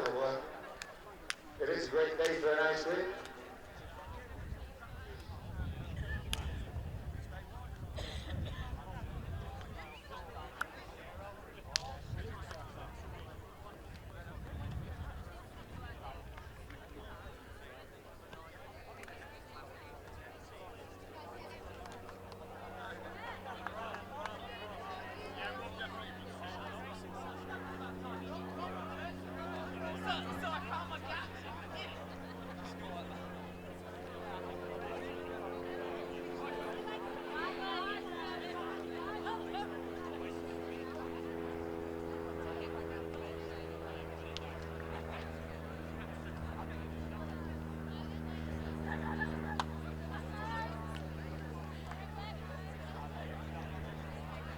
Players and officials, 2-minute warning for the next tap-off. This is your 2-minute warning for the next tap-off.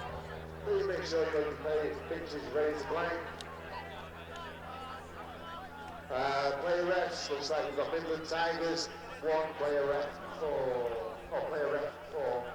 field 3. And on pitch 4, player ref, North East Raiders.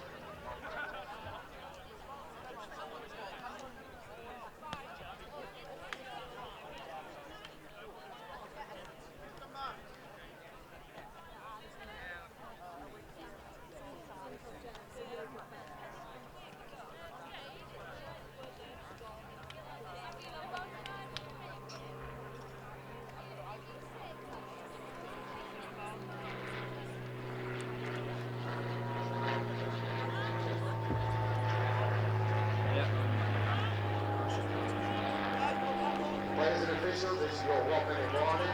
Players and officials, 1-minute warning. Please stand by for you. Briefs. Next game. Don't forget, if you are on pitch 1, we are live streaming on the BBC.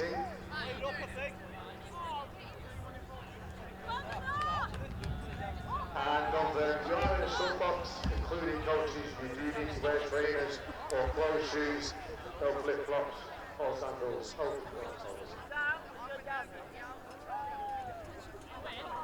30 seconds, players and officials, 30 seconds.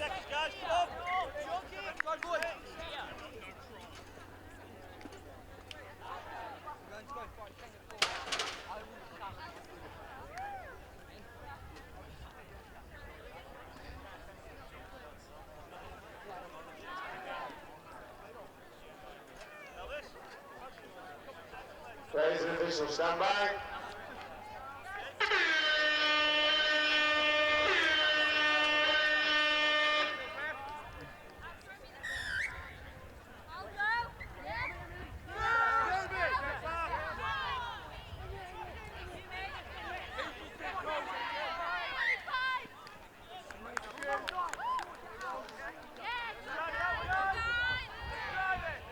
So welcome back then to the action here in Cambridgeshire.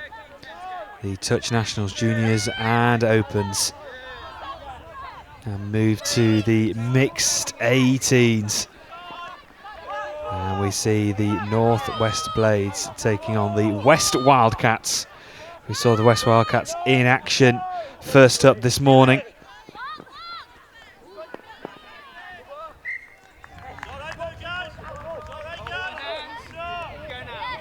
So yeah, this is the Juniors 18s category.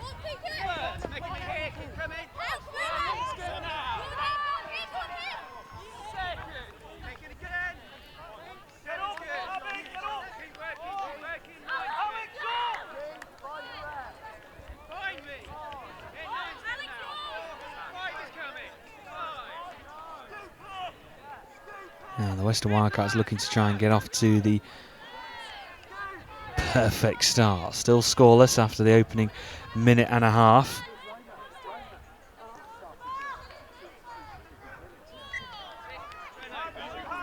Keris Godwin, the wing out for the West Wildcats, just gives possession back to the Blades as they look to try and force their way up the field as quickly as possible.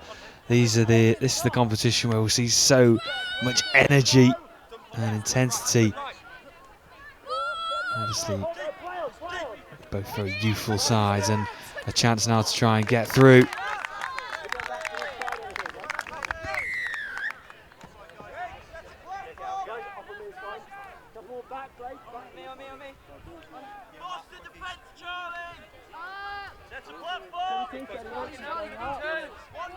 Just in front of your eyes. 22, no! Yes!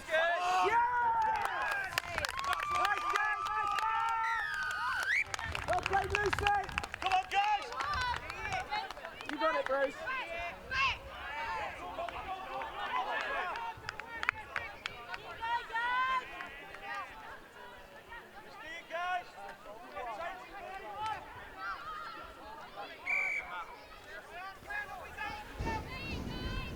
So yes, the mix 18s, Northwest Blades taking on the West Wildcats.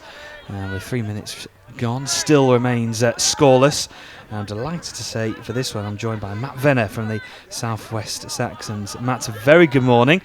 Good morning to you as well. How are you doing? I'm very well, thank you. How are you? Are you looking forward to obviously the to the weekend and playing for the Southwest Saxons? Yeah, very much so. Yeah, so returning again this year, obviously. Big game. We just had a game on pitch 1 now. It was a tight game against Northwest Blades. They're a really good outfit. So, yeah, went to the buzzer, 8-7 on the buzzer. It's a great way to start the weekend. Absolutely. Do those sort of types of games just sort of give you even more of an energy boost for the rest of the weekend? Yeah, I mean, we're celebrating that win like it's the final already. You know, if we weren't up for it 40 minutes ago, we're definitely up for it now. Yeah. Those games, in terms of like mentally, when they're so tight and you've almost got no room for error. Is that how you feel when you're on the pitch? Yeah, for sure. I mean, to be honest, every open team and probably every 18s team in this tournament provides a real good threat. So every game you've got to switch right on. I'm expecting every game in our division to be tight. You know, the whole way through the tournament, there are so many good touch players in the UK now. So yeah, everything's tight. It was a question asked to many people in terms of the state of England's touch. It's just been a brilliant summer and it's just growing, isn't it? Yeah, for sure. I mean, with the World Cup recently as well, you know, it's looking really good. Obviously, we had a great success last week with the Junior Touch Championships as well. It's looking really good for England Touch at the moment, so happy days. Absolutely. And in terms of your side, Matt, how your side feeling coming into this weekend? Yeah, I think we're a bit nervous. Obviously, we went quite well last year in the mixed open division. Yeah. So yeah, everyone was feeling a bit of pressure this year. Good to get the first game under the belt, I'd say. Being on pitch 1 as well, we were all a bit like, oh, definitely want to hit the ground running, you know. Yeah. Yeah. So, what's this? Mixed 18s, is it? It is. It's the mixed 18s. So Northwest Blades versus West Wildcats. Okay. So the West Wildcats currently leading by a score to 0.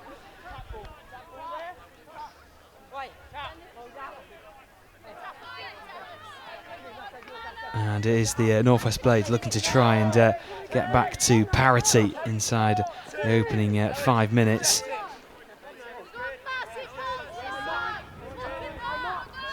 And in terms of these competitions, like for the mixed 18s and 15s, it must be such a great platform for them to be playing, in front of the cameras and on a big stage, a big weekend here at the Nationals. It must be great. Definitely. I think it's really good for them that they're involved in the kind of Opens Nationals this year as well. It's really nice for the young guys to get involved. And yeah, I mean, obviously with the JTCs last weekend, some really good quality coming through. The young guys are going to be in the Open teams pretty soon, and we're going to be too old now. Well, I was about to say it must be so encouraging to see so many younger players coming through, the youth in the England touch rugby. It just must be so encouraging. Yeah, for sure. It's really good. I like the setup the Blades are running here. So they're running with a boy on the wing, which is quite rare in mixed touch. That's not something that we do in our setup at Saxons. We just played the Northwest Blades mixed open, and they did the same. It's kind of, you see a lot of similar stuff run in mixed touch. People pick up moves from other clubs or kind of watching, obviously, the YouTube. I like to see teams doing different things, and it provides a real challenge for us when we have to come up and play against a team that we're kind of not used to playing week in, week out. They play with a different setup, so I quite like that. Let's see if they can utilise their number 8 here on the near side wing, going to be playing against a girl. Yeah, it's unusual. We were actually with Jason Logan, who was the coach for the Taipans, and he was saying it's obviously very unusual to have the girl in the middle normally. Yeah, for sure, yeah. And does that change your tactics or alter the way you think? Yeah, so we just now when we're playing, we're looking up just to make sure that if there is a boy on that wing playing against our girl on the wing, we've got to make sure that we protect our girl, really. So it's kind of just an extra thing you're thinking about in defence. You're already thinking about so much, and everything happens quickly. It has its perks and it has its negatives. I mean, playing a girl in the middle, she might get a bit targeted because that is kind of the way mixed touch tends to work. But also, if you've got your boy playing out wide, he can be there for a long ball and a good score. So it's an interesting thing that the Blades are doing. So obviously, it looks like the Blades 18s are doing it as well as the Blades mixed open. So yeah, interesting to see how that pays off throughout the weekend.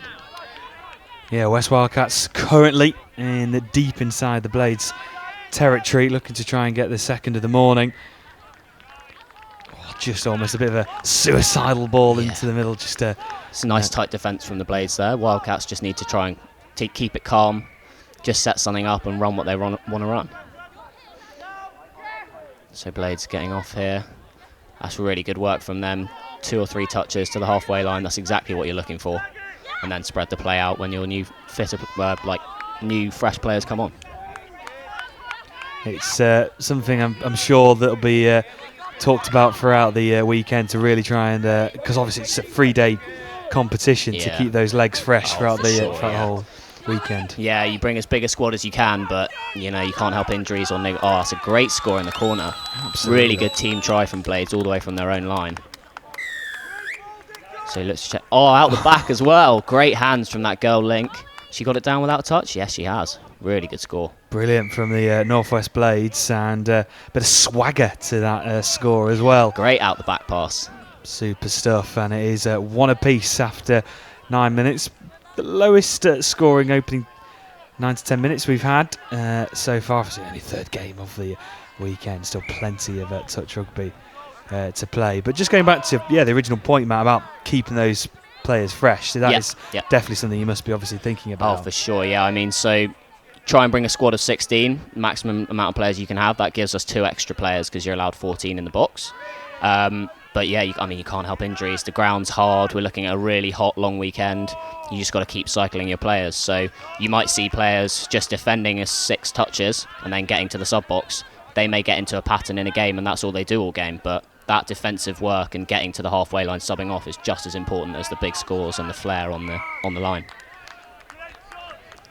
And the Wildcats couldn't penetrate this Northwest Blades defence this time around. I think we're in for a good game here. Very tight. Certainly, it looks like it, doesn't it? It's both defences holding out well. So yeah, I mean, so these guys, this set of 6, they've just defended. They've done well, and now they're getting off for new legs to come on. They've got to the halfway line well. Only touched 3 now, so they can work something off this. So they're probably going to look to scoop on the guy with the white cap. He's going to run through. Oh, nice hands. Great good step. footwork and space opening up. Oh, unlucky. can see what they're trying to do, though. Yeah, it's the definitely. Blades. I like that. Keep it narrow and then spread the play when the defence are narrow. That's exactly what you're looking to do. Really good from this Blades team.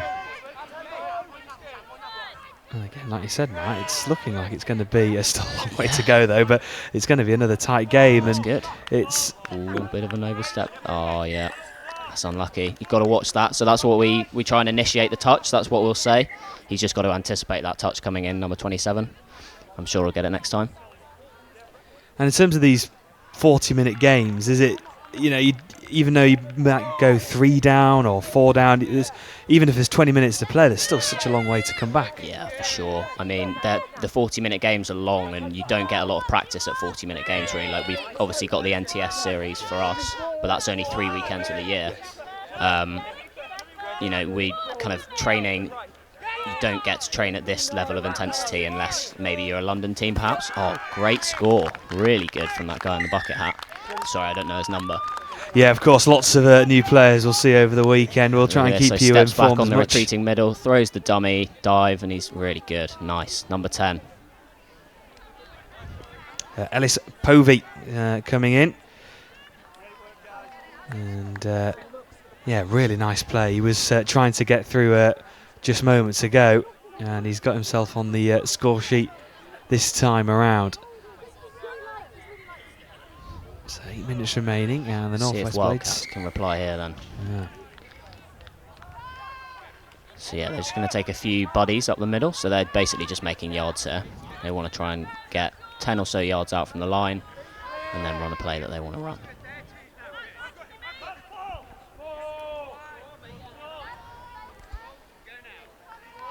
Now, Blades' defence seems very stretched and spread out. Yeah, it is. They need to try and... That big hole there between the middles, that's exactly what we'd be looking at to try and exploit. Obviously, it's much easier to say in commentary than it is. Yeah, it looks a lot easier from the... it's nice and cool in this comms box as well. That's Absolutely. A good switch there. See if they can run anything off this. Nice touch on the line. Yeah, important touch as well. So turnover for the Blades on their own 5 metre. See how they rook from their own half, deep inside their own half, but really nice direct play. Yeah, that's good. So they're running an arrows play here rather than subbing off. Going from left to right, just hitting up the middle, trying to make as many yards as they can so they can play with the ball in the opposition half. And that's, 4 touches, now they can do what they want with it. That's well defended by the Wildcats wing. Yeah, really good cover of defence. Keris Goldwyn. The number 9. Oh, just a lack of communication. But to be honest, being closed out as well. Good defence from the Wildcats. Definitely. Interesting to see how they develop from deep inside their own half. Yeah, so that's touch 2. They're looking all right. If they can get to the halfway line, that's unlucky. So yeah, that's what we think about anticipating the touch.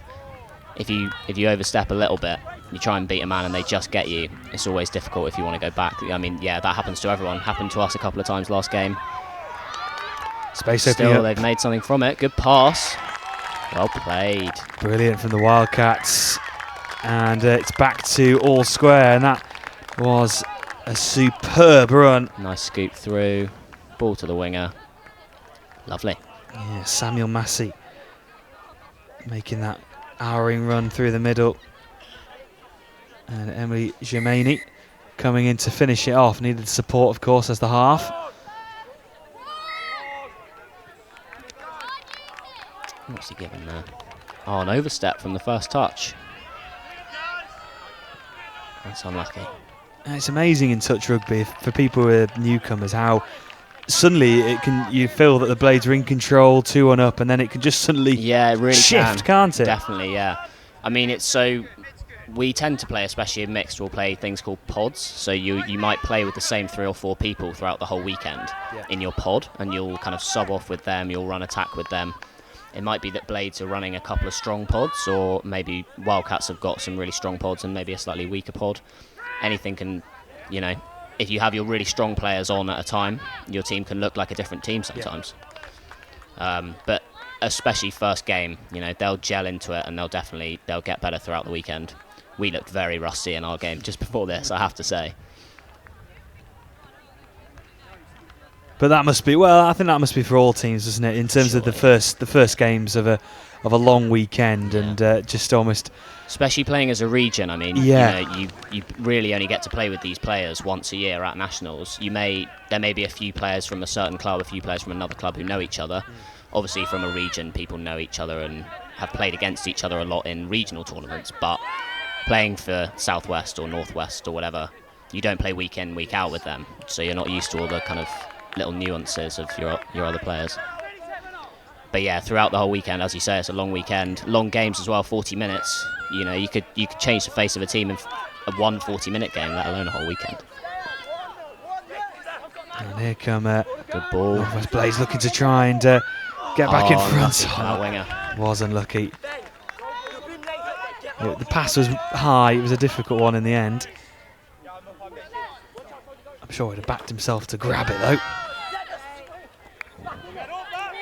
Wildcats starting to drive off a bit slow here. They might be a bit in trouble. Oh, that's unlucky. I think they just got a bit hassled with some good defence on the line, then panicked a little bit.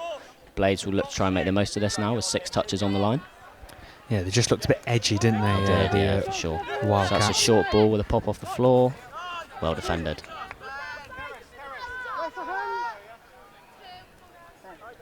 They may look to run the same thing again here.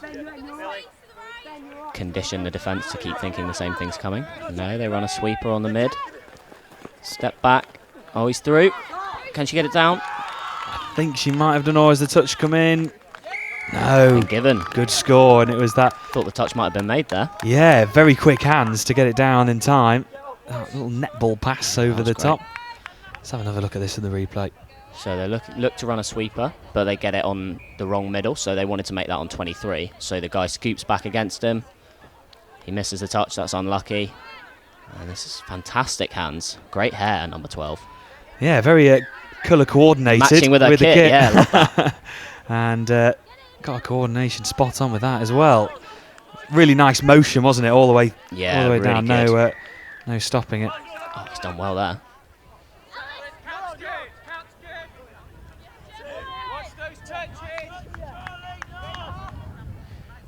Just some yards made up in the middle on the 10-metre mark. Ball down, it's unlucky. So now Wildcats can get some good momentum here and try and drive up through the middle. Or they could have a hard touch given. So they can start again now. This is kind of like a tap-off move, as if someone's just scored. Let's see what they do with it from here. 6 touches. Yeah, it's the final 2 minutes. If Wildcats can get a score before the break, that'll just really help them. We've talked in previous competitions about that.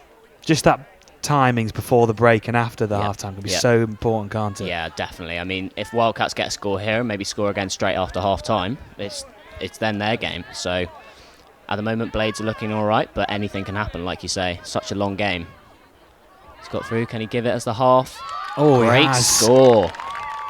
And as soon as we were talking about that score, they've gone and got it. It's really good. So he picks up from half, can't score himself, so he's looking for the winger on the long ball. Good hands, straight down. It was Keris Godwin there. She was threatening in the early stages to try and get a score, and she's got one herself now. And Dylan Madge was the instigator in it.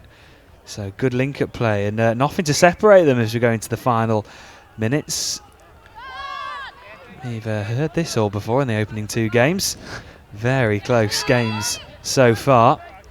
I've got a feeling they're going to be a bit like this throughout the weekend. I think so. I think you're going to have a few good games to commentate on, that's for sure. Yeah, they're certainly going to be close, and it's every year the standard in general just rises so much, and you know everyone's on pretty much a level par now.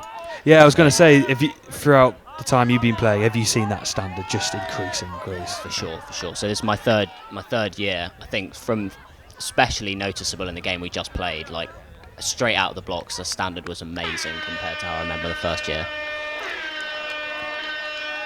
Well, as we reach the hooter, and we're just looking up from the commentary box, we were just slightly distracted by some incredible costumes. We see the alligators just coming I think past I saw a us. Tiger there as well. Maybe he's supporting the Midlands teams. Well, on the field, it's 3 apiece at the break between the North West Blades and the West Wildcats, and we'll get some more updates on those costumes as well, just coming past us. But yes, at the break here in St Ives, Cambridgeshire, it is North West Blades and West Wildcats. They can't be separated. It's 3 points apiece.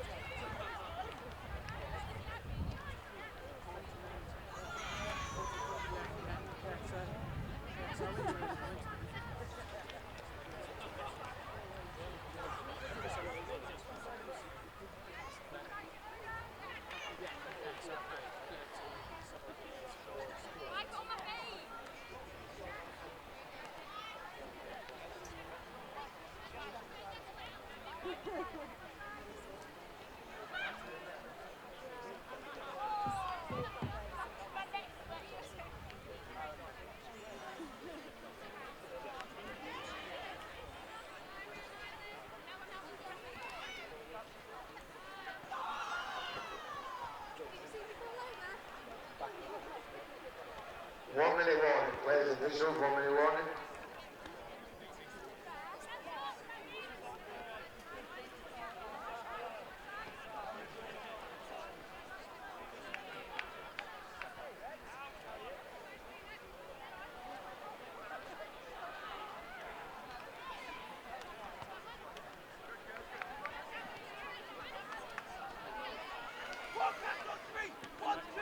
Players and officials, 30-second warning. Players and officials, 30-second warning. Please take the pictures.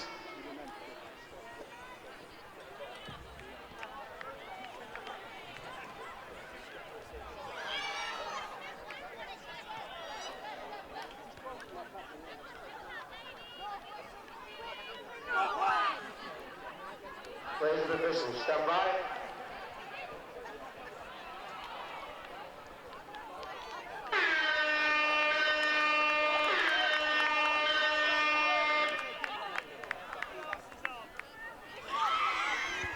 So just about to get underway for the second half. The hooter has gone. We're just waiting for everyone to get back in position.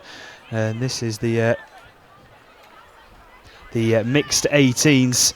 This is Northwest Blades versus West Wildcats, and it is 3 apiece after the opening 20 minutes. You join by myself, Brad Hope, and Matt Venner from Southwest Saxons for this one. The Blades looking to try and get the opening score of this second from the tap-off. Can they do so? Nice tight defence from Wildcats. It's looking good. Yeah, Ellis Povey, the man in the white bucket hat. He's been the instigator for most things so far. For the Blades, looking to try and be so again. Touch comes in. Good touch again. Yeah, good defence, covering from left to right. Doing well. And now having to start deep inside their own half. Good pressure early on, but big touch. Nothing given from the ref. That's fair enough. Sometimes you might catch a player off balance and kind of you may not hit them as hard as it appears. Yeah. And it gets if it gets given against you, you feel hard done by. If you're the attacking player and you feel like you've been hard touched, then you know. Does it feel swings and roundabouts sometimes. When the game is so quick, when you're in a really quick attacking move and a touch comes in, does it almost feel a little more like exaggerated than it is? Yeah, sometimes? Definitely. I would say, like, to be fair, even in mixed, there can be some big collisions, and you don't. I mean, 9 times out of 10, you're not going in there at all. So it's really just an accidental clash. Sometimes you might get a little bit frustrated and might put in a bit of a big touch, and then, yeah, you definitely deserve to be penalised. But quite often it's just, especially when you see new players coming on like this, they're fresh-legged, they're running hard. You know, there's going to be big hits. And I think in the men's open as well, it's really, you know, it can get very physical in the middle. And they call it the grind. So when you're playing up and down the middle, just trying to get in good field position, grinding the opposition out. Good ball. Yeah, nice slick play, and the Blades are back in front. I was talking over that. See a replay, here we go. Let's have another look. So nice short ball, steps to the outside, Link's still ball watching. Well played, really good. So that's set up by a really good strike dump from the Blades girl middle this time. Number 2 gets the ball off the deck and picks the right pass. Yeah, lovely play. And it's the Blades who now lead by 4 points to 3 in the start of this second 20. Let's have a look at the Wildcats. And here you go, Wildcats driving up the field really nicely. They look like they've got a set play. They know what they're doing. This is good. Hopefully they can reply now, and we've got a tied game again. Yeah, it'd be quite nice if it goes to the wire like we saw in your game only moments ago. That was too tight. Humdinger, yeah. From a commentary point of view, but I imagine to play in it was a bit tense. The ball's just left open and not sure they were quite on the wavelength there, but yeah, like we said, throughout the weekend that will come. That will definitely come. First game, you kind of just want to try and keep it as simple as you can. Like we just said in our sub box, guys, keep it simple. Make sure you drive hard. So like make good yards like that. That's really good. Play with the ball in the right part of the field. You know. Good drive forward on the 10-metre mark now. The Northwest Blades. So just waiting for some new additions to come onto the field. Ellis Povey gets it back. He seems to be the instigator at the moment. Wing. Well played. Super number stuff. 10. Mr. Povey in the It bucket is hat. Ellis Povey again. Look at that. Pop and wrap. Picks the right pass. Great hands from the winger as well. That's what you want from your winger. They may only get a few balls all game, but if they can catch those balls and put them straight down, that's exactly what you want. Yeah, Abigail Milne finishing it off for the Northwest Blades. And they now stretch themselves into a 2-point lead. I've hardly seen this so far this morning. And Wildcats, still plenty of time though, 15 minutes to go to get back into this one. I'm looking to try and do so straight away. Straight back on line attack now, so let's see what they want to set up. Balls with the middles, they're pointing. Is he going to run a sweep? Scoops again. Through. Unfortunately, one of his men's on the floor. Got to pick a pass because he's half. There we go. Well played in the back of the end zone. Very well played. Took his time and was patient. And ref's having a bit of a chat. Is he happy? Feet still in. Well played, really good. That's one of the hardest things when you scoop through, trying to find someone. You've got people calling from everywhere. Sometimes the opposition call to try and get you to throw a no-look pass. Like, that was really good, nice and calm. Found an open man, easy score. Really good. Is that something that when you look at youngsters coming through and you see that patient side of it, that you think that's a really good element to have early doors? Yeah, definitely. Like, you can't really teach being so calm. You know, it's amazing to see these young guys. Obviously, you know, they're sort of on telly, as it were, on YouTube, on BBC on Monday. Staying calm, first game of the weekend, like, you know, we were all really nervous, so I'm sure they're feeling pretty nervous as well, and it's great to see. Well, what a response already. Good ball. Good ball, good hole. Space just opened up, and the Northwest Blades have that 2-point advantage yet again. They lead by 6 points to 4. And the Wildcats, after some really good work to get back into this, feel like they just have to do it all over again. 13 minutes, it's a long time in touch. See what they can do with it here. It's a bit of a loss of control on the roll ball, unfortunately. And is that maybe the opposite side that you might see, that just that almost that eagerness to trying to get, you know.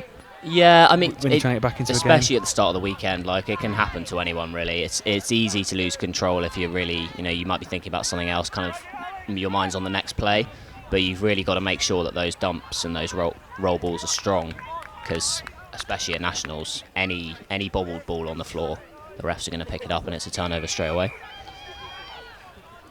So Blades will look to set something up again here. There's Ellis Povey looking to try and go through, still keeps his bucket out on as he weaves in and out. But 6 touches, well defended by Wildcats this time. Yeah, he looks dangerous, that man, doesn't he? He certainly does. He's one to watch out for the rest of the weekend, the 15-year-old.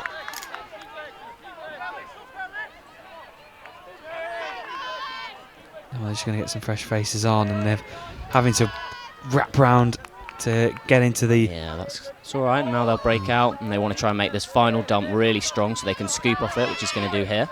So he's the half. He can't score. If he gets touched, great touch. It's well defended.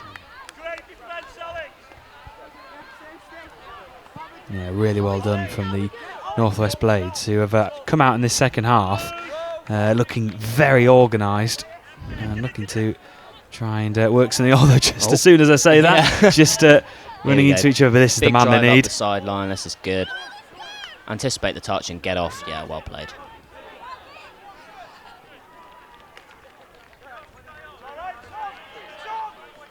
It's something that really does separate the best and the good sides when you see the sub move running on in momentum, and it's something they really teams try and work on, isn't it? It really helps you coming on as well. If you're three players or 4 players coming on, they've got to the sub box in 3 touches, and you've got 3 more touches to play with.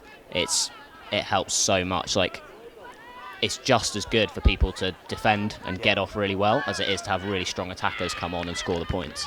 So really, even though you're subbing all the time, it is a full team game.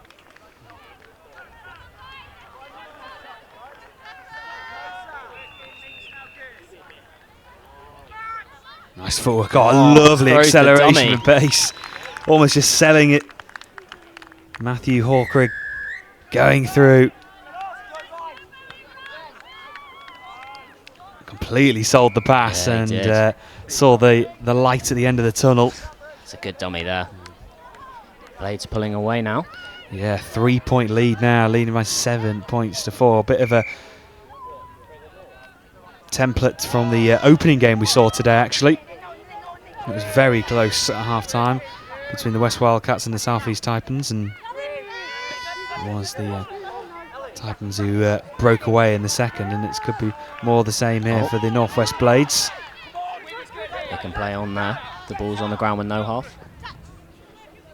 Calling for someone to, almost begging for someone to pick up the ball.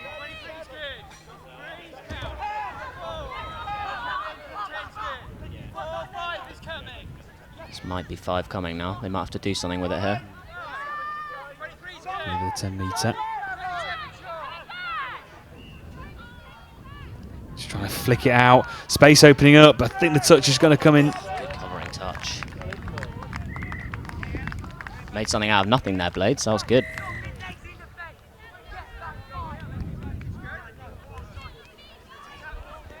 And have they got the ball back as well? Looks like they have, and I missed that from the ref. Well, the Blades have, looks like another fresh set to try and attack the line.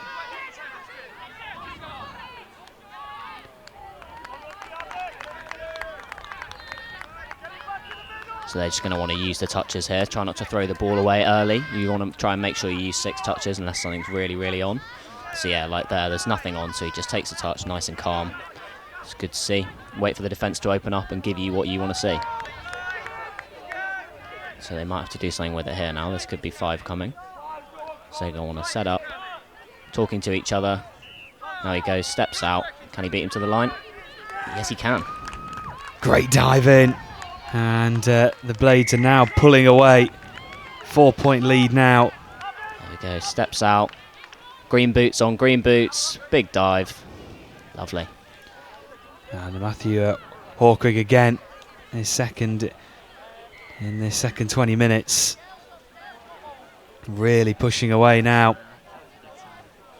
Sunstroke, And the lead is extended by 4 points.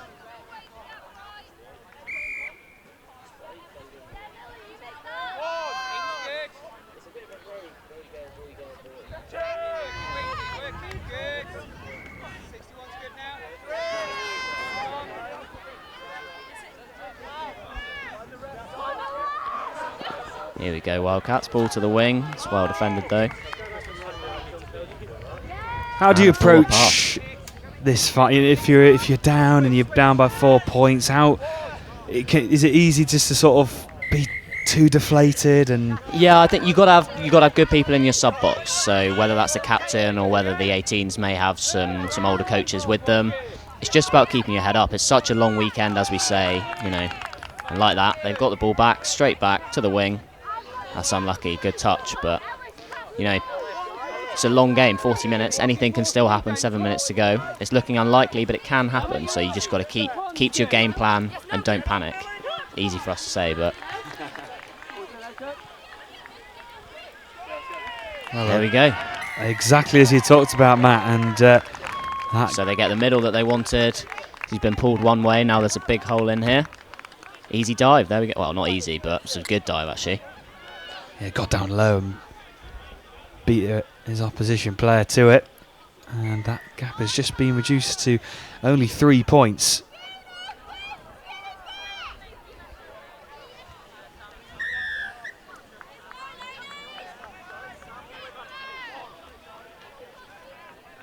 So over the 10-metre mark, Northwest Blades, I'm sure would love to try and restore that 4-point lead.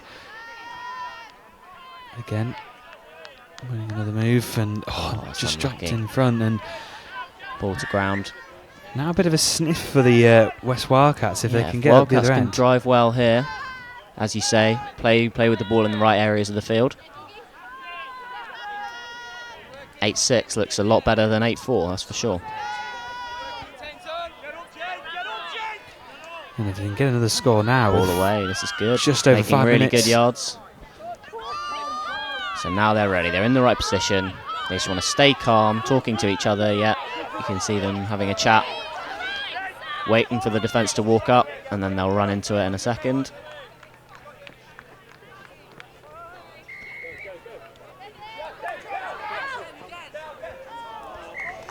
Oh, they just lost a bit of momentum there, backing off a little bit too much, I'd say. Yeah, it was just the momentum was just losing track, and it's turnover.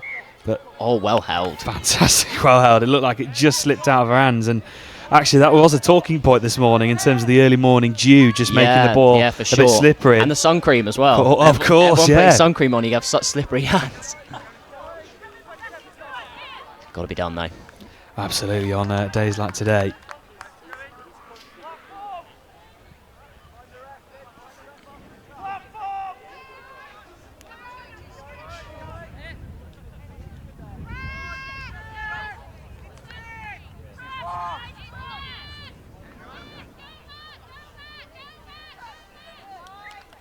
It's a nice tight defence there, no way through that time.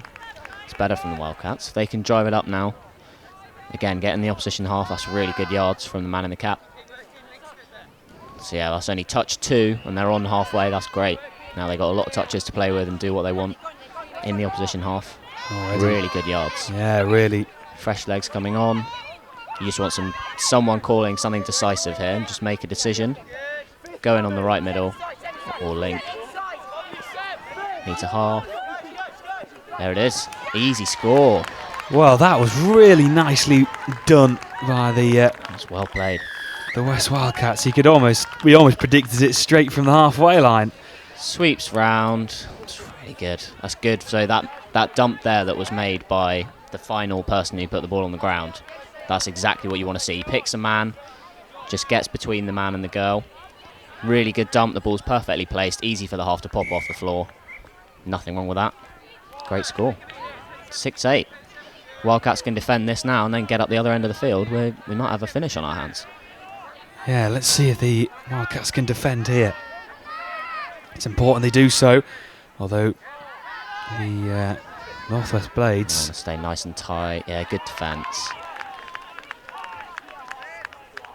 So that's 5. Last coming now. Shut in, makes a touch. Well played. And they do get the turnover. Now this is important for the Wildcats. So they were going to want to drive hard because it's the first touch. Just, you know you're going off, or you're probably going to be going off, so you just work as hard as you can to get off as quick as you can.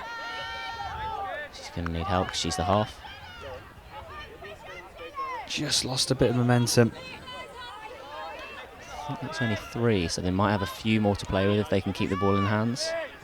She might be done there for a bit of an overstep. That's a shame. And turned over. There.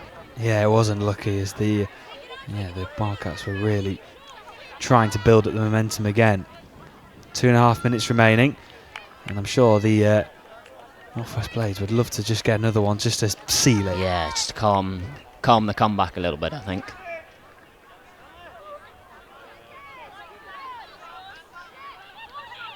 Moving it from right to left, maybe some space opening up out wide. Lovely hands.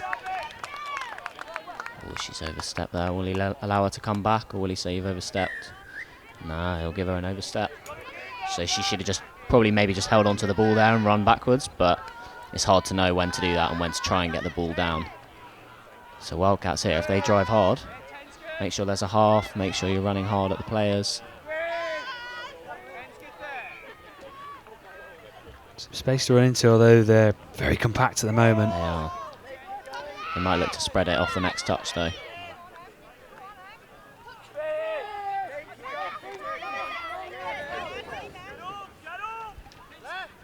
Now they can come to the left if they can get there. It's a good touch though. Well played from that middle. So just over a minute to go. At the moment, the Northwest Blades are well on the way for victory. Blades will look to get off here. That's a good drive. That's a really good drive. Great yards. That's that man Ellis Povey again, who's had a good game. They can just settle now. They'll probably have a call from the box that there's only a minute to come. They know that they can just keep it calm. Half court though. Well defended again.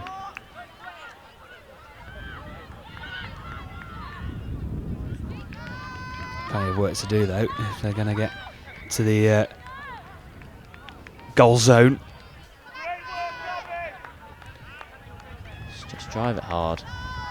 3 players coming on now, see what they can do. Fresh legs. Might be tired though, to be fair. In this sun, 40-minute games is long. It's a long time. They certainly are. That's a good injection of pace there. And again, he'll have to give it because he's half. Needs that support. Looks for that netball pass. Well defended. Yeah, good covering defence.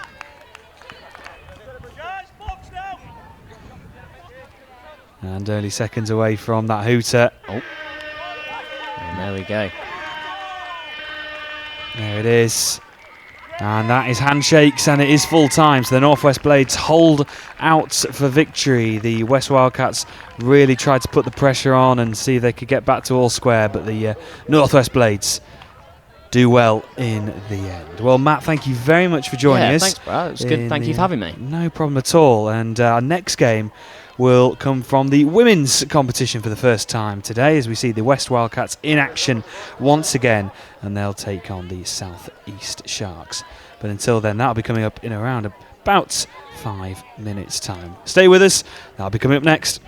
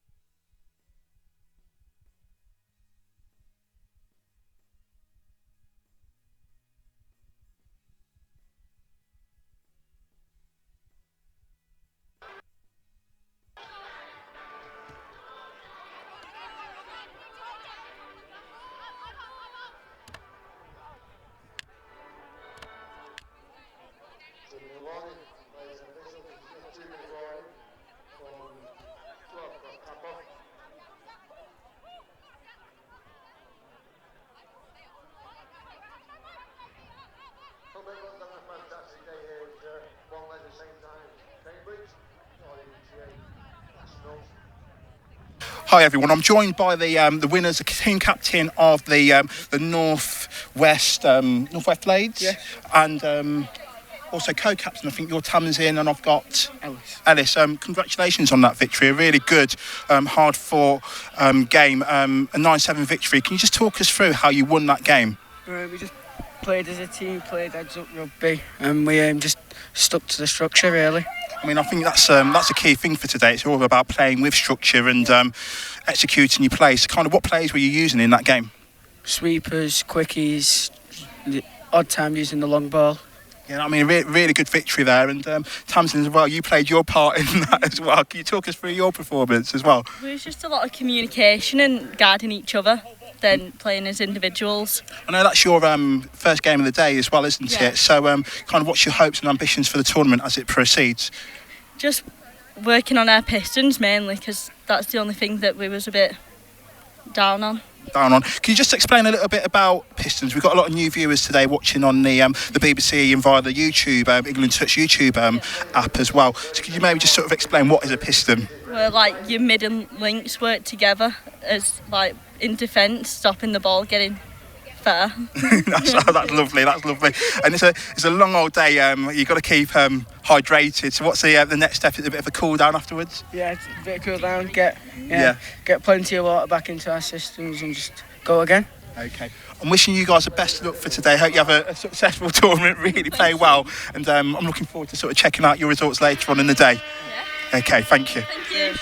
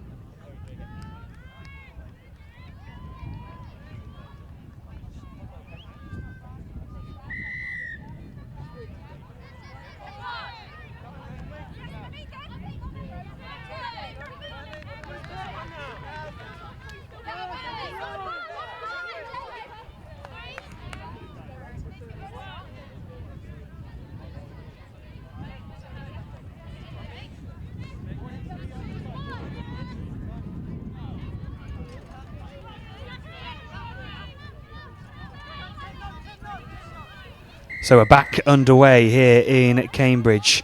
And this is the women's competition, the West Wildcats taking on the South East Sharks. And I'm delighted to say, joining myself, Brad Hope, I have got Tim Osborne with me to guide us through the action of this one.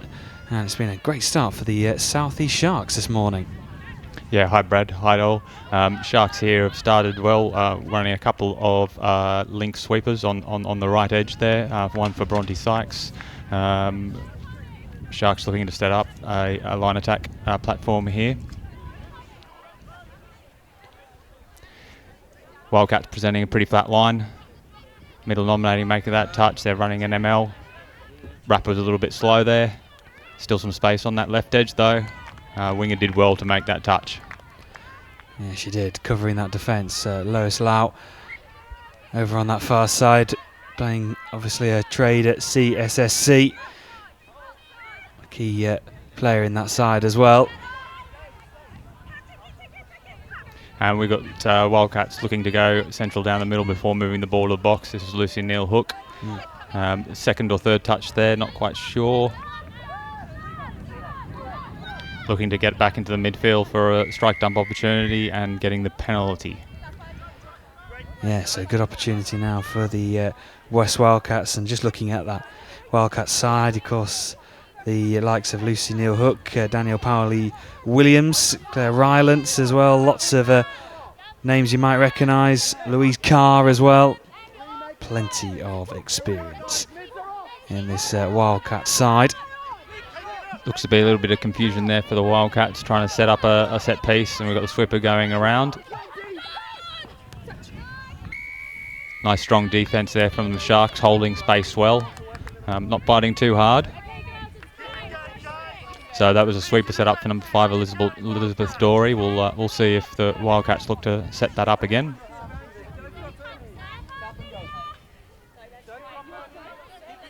This will require a bit of game management from Wildcats. They've got 6 touches, so they should use it intelligently.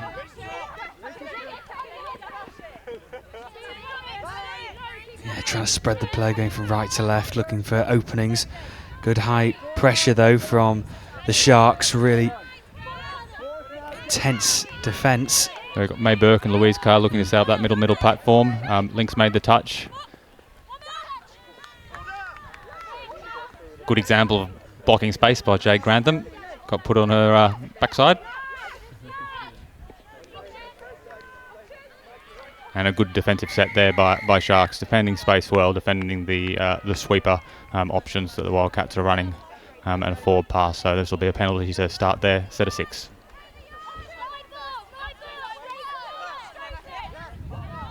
Yeah, they look like they've got a really intense defence, really high tempo defence, as much as they are attacking wise, and although gifting the opportunity now back for the Wildcats inside their own half, and all these are great opportunities when you've got a fresh set of 6 in the opposition half. So Wildcats will take the opportunity to run the subs here. We've got Gary Lambert, who's the England Women's 27s coach, in the Wildcat sub box as their head coach, and we've got Dom Tripp in the sub box on the left-hand side of the screen for the Sharks, coaching, and he's the men's open captain. So he spends most of his time when he's not playing coaching or working for the England rugby team. So yeah, plenty of experience and know-how to gain from this weekend. So good press to start with from the Wildcats there, but then Sharks picked off that one-up press on the second touch, but unfortunately dropped the ball off the back of the third. So giving plenty of good field possession here to Wildcats.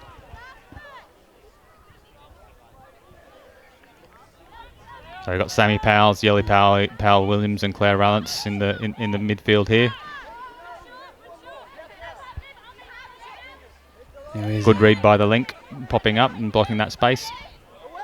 Oh, space opened up. It was really nicely played by Claire Islands to get that pass out to that far side. Fizzed out. And the Wildcats draw level.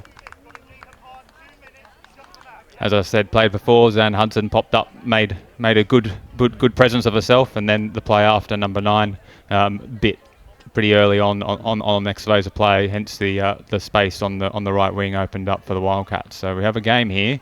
Only 7 minutes in, 1-1. Absolutely. We've had 3 cracking games for you this morning. And more so than our second game of the day between the Northwest Blades and the Southwest Saxons that went all the way down to the hooter. We'll take more of those, please. Not much of an attacking threat there from Sharks. The Wildcats did well to push Sharks off the 5 metre line, which is one of the objectives pre-touch to try and disrupt the strike tub or the set piece.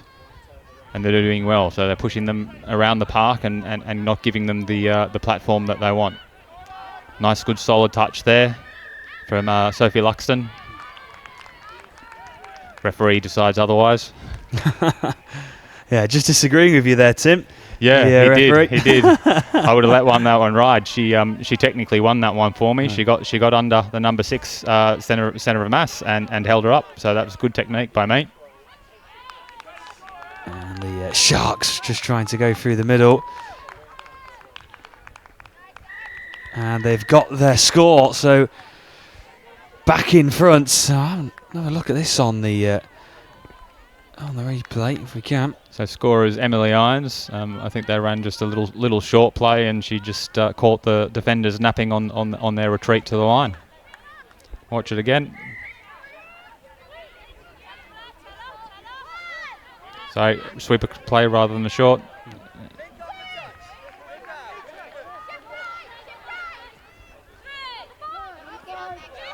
It was Emily Irons going through. So after 8 minutes, the Sharks leading by 2 points to 1.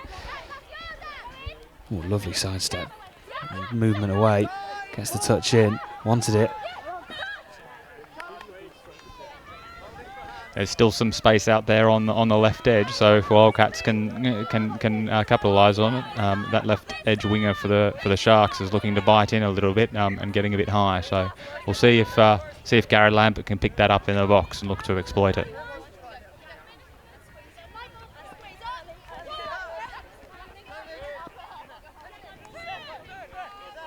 Good hard running here by Sharks, making the yards.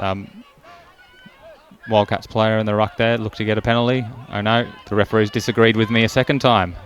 2 in 2 minutes. So the Wildcats on the edge of the halfway. For set 6, looking to try and drive and push on. Sharks looking to put a bit of pressure midfield on there. 2 good solid touches. Lois Lau in that left flank as well. Another good solid touch whilst Wildcats ring the substitutions. The game of touch, you can substitute any point of time during the game.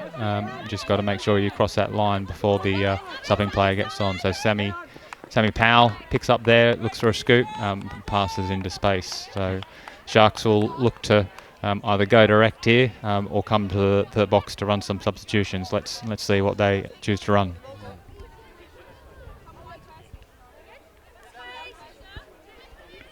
So centralised midfield, and then we've got a sweeper coming around. Looks to straighten, nice and straight. Good. Punch for third, halfway. Coaching objective achieved. Well done, Sharks.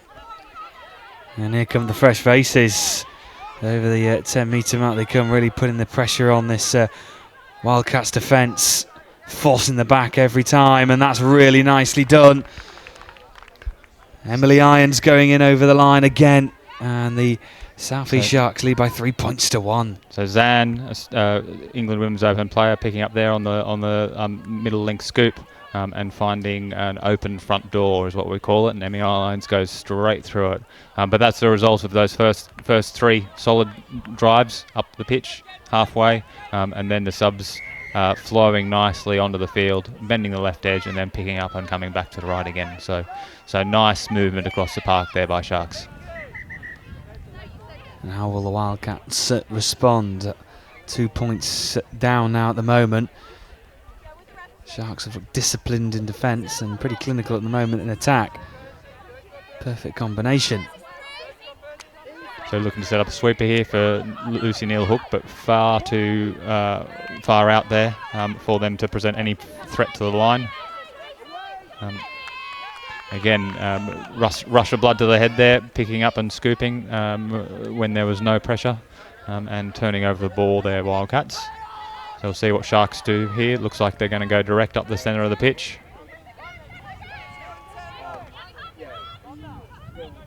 Here is Lewis Lau. Over the 10-metre mark they come. Options to the left and right of it.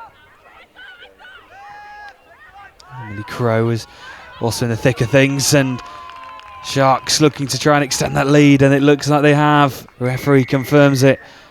And again, it was a really nice move.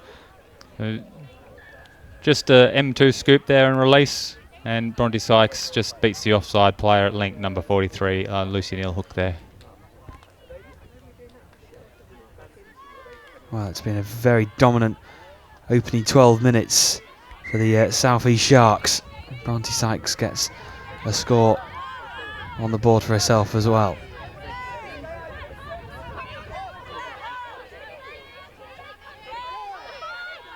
Now the West Wildcats respond. Need to get the next score, otherwise it's going to run away from them. Very compact in the middle of the Sharks' defence. Can they try and work something, create some space out wide? Need to be a bit quicker.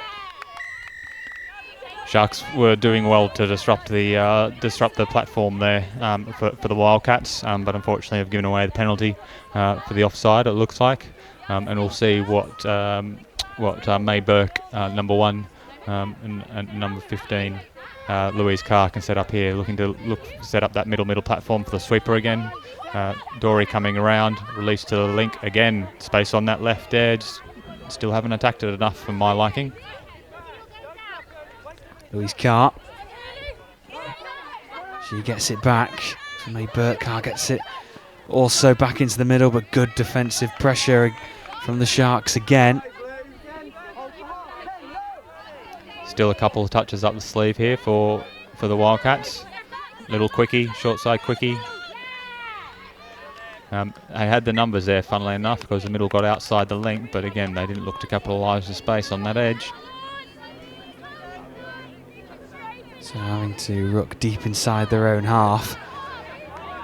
But again, looking direct and eating up the yards every touch. 3 touches, well over halfway. We'll see if they get their flow on. So we've latched the left middle there for the Sharks. I'll try and probably move it over to that left-hand edge for a strike dump.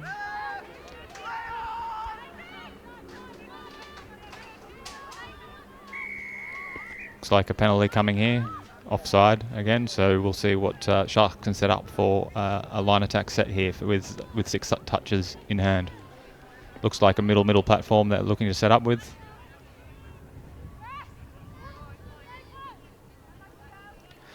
Oh, and that's nearly very unfortunate.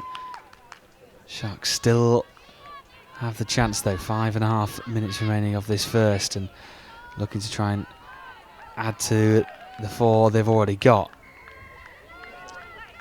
So sweeper here for Emily Irons, good feet. And the defenders there from Wildcats got stuck in concrete, not able to move. Yeah, they looked slightly stuck in mud, didn't they? Emily Irons, well, that's their 3rd. Fantastic. Yeah. So what we want there is we want the player on the left-hand side to pop up and get off the line, so they can protect the player who's still offside and retreating to the line. But at the moment, they just, or in that instance rather, they just sat flat on the line, and with a little bit of footwork, Emily Irons was able to create a bit of space for himself. Well, the Wildcats desperately need to try and get something now, if they can. Just a bit of sense of urgency now in their play. Lovely defensive shape there from the South East Sharks. Got their flat line and a connected line post touch pretty early. Nice and square hips, everybody, whether they're retreating or already onside, and on their transition up the field, second touch, then looking to move the ball into space. Here is Lois Lau laying it off. And Hudson also involved. Lois Lau gets it back again. Hudson sees the line in her sights, but stopped in her tracks. They've got the opportunity to set something up here. Sharks, we'll see what Lois Lau, Zan and Emily Crow can do centre field. Sweeper coming around for Zan Hudson into 2v1, or 3v2 rather, and scores. Well, it just looked so simple. Did that one. And Susanna Hudson goes over the line. There's Lois Lau linking up with Susanna Hudson. And what a first half it's been for the South East Sharks. One of the more comprehensive 20 minutes or so of touch rugby we've seen this morning. And the West Wildcats have no answer at all at the moment. No, the first 7 minutes was tight, wasn't it, Brad? And then the next 7 minutes, the South East Sharks have really run away with it. They've defended well, defended their line, and disrupted the Wildcats' line attack platforms. And then they've driven well on the turnovers out of their half and capitalised on the momentum and pressure. Here's that right edge again, where I said there might have been some space.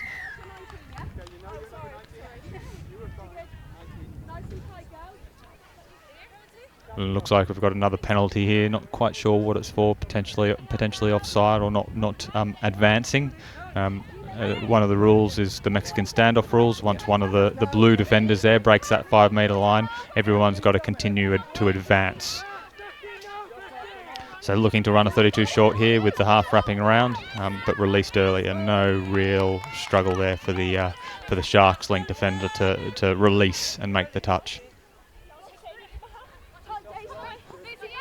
Little against the Graham scoop there from Lucy Neal Hook. She's got good wheels, so see if she can find the free player, and she has. Well done. Nice against the Graham scoop, and finding the winger on the shake and bake or the inside line. Yeah, Catherine Brown-Williams need that support.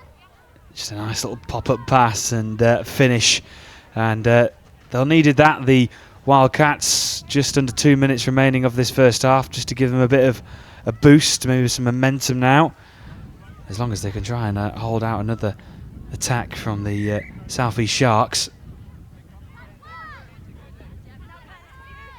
So one middle up, then to middle link channel. Looking to set up a link sweeper. That link touch is still offside. We'll see if they look to capitalise. Half court.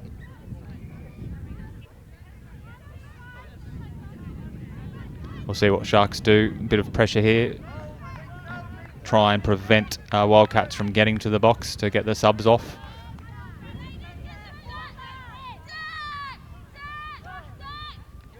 So this is fourth touch for Wildcats, and they still haven't come across halfway. So fifth coming, need a good platform.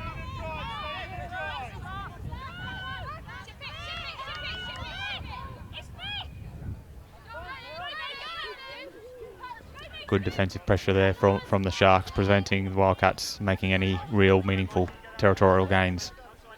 Yeah, really good high line and pushing the Wildcats as far back. They couldn't gain much territory into the South East Sharks half, and here come the girls in blue over the 10 metre mark. Lois Lau.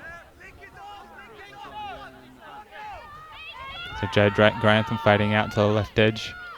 Emily Crow, we'll see what they run with Julie Unsworth here. Release. Good hands and dive from the winger there, out there on the left edge. Lydia Chow, Victoria Chow. Yeah. And right on the stroke of half time there. Nice pass from Julia, and great hands and dive there from the number 9. Well, a superb score just before the break, and that just gives them even more momentum than they already had going into the second 20 minutes. But it's been an accomplished, dominant display from the South East Sharks in that opening 20 minutes, and they lead by 7 points to 2 at the break. The second half will be coming up in around about 2 to 3 minutes time. Don't go anywhere.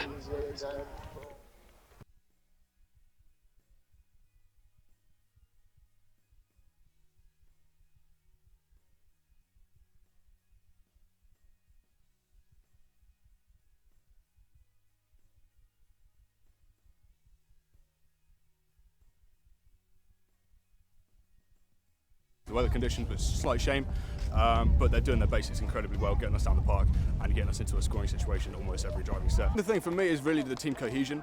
That winning these games, winning gold was never the goal for these boys. My goal was for them was to get as many of the age-appropriate lads into the men's open training squad for 2020, and it's just fantastic to watch some of them really click, really start to play to their full potential. And I'm going to work very hard with the men's open coaches to make sure the boys that are of an appropriate age get a shot at the opens level.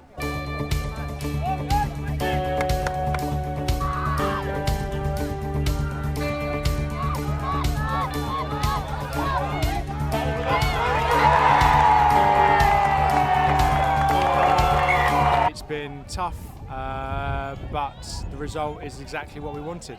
I'm incredibly proud. It was a really good campaign, and we've been very blessed with a very good cohesive team that has all worked together incredibly well, but couldn't have done anything without the assistant coaches of Keish and Catherine and Matt managing, and all the background help from the high performance team and Pippa. 13 debutants is probably a record for any junior touch team. I think I lost quite a few of the kids from last year, went up into 18s, managed to hang on to 3. The team just gelled straight away. We got working with lots of teamwork, and they just did brilliantly.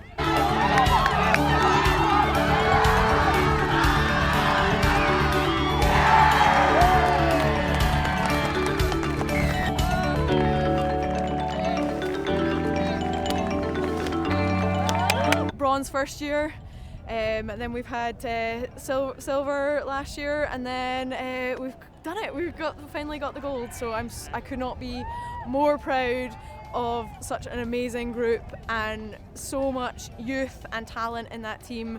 We've got 3 14-year-olds winning mixed 18s. It's incredible. Like, the future for England Touch is, it's looking really, really bright.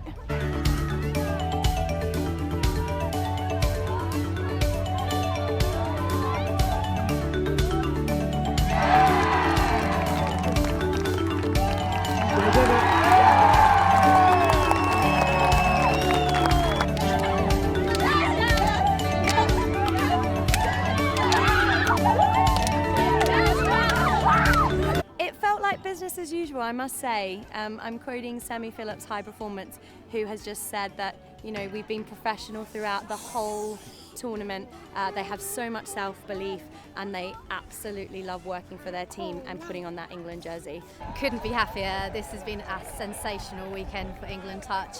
4 gold medals. I think we've never achieved that before at JTC, and we're ecstatic. It shows that our high performance programme is working, and the athletes we're starting to create are fantastic, and we're so proud of them. Absolutely incredible to be unbeaten at championships in every division. So hats off to our coaching team and to the athletes themselves for producing such an outstanding result.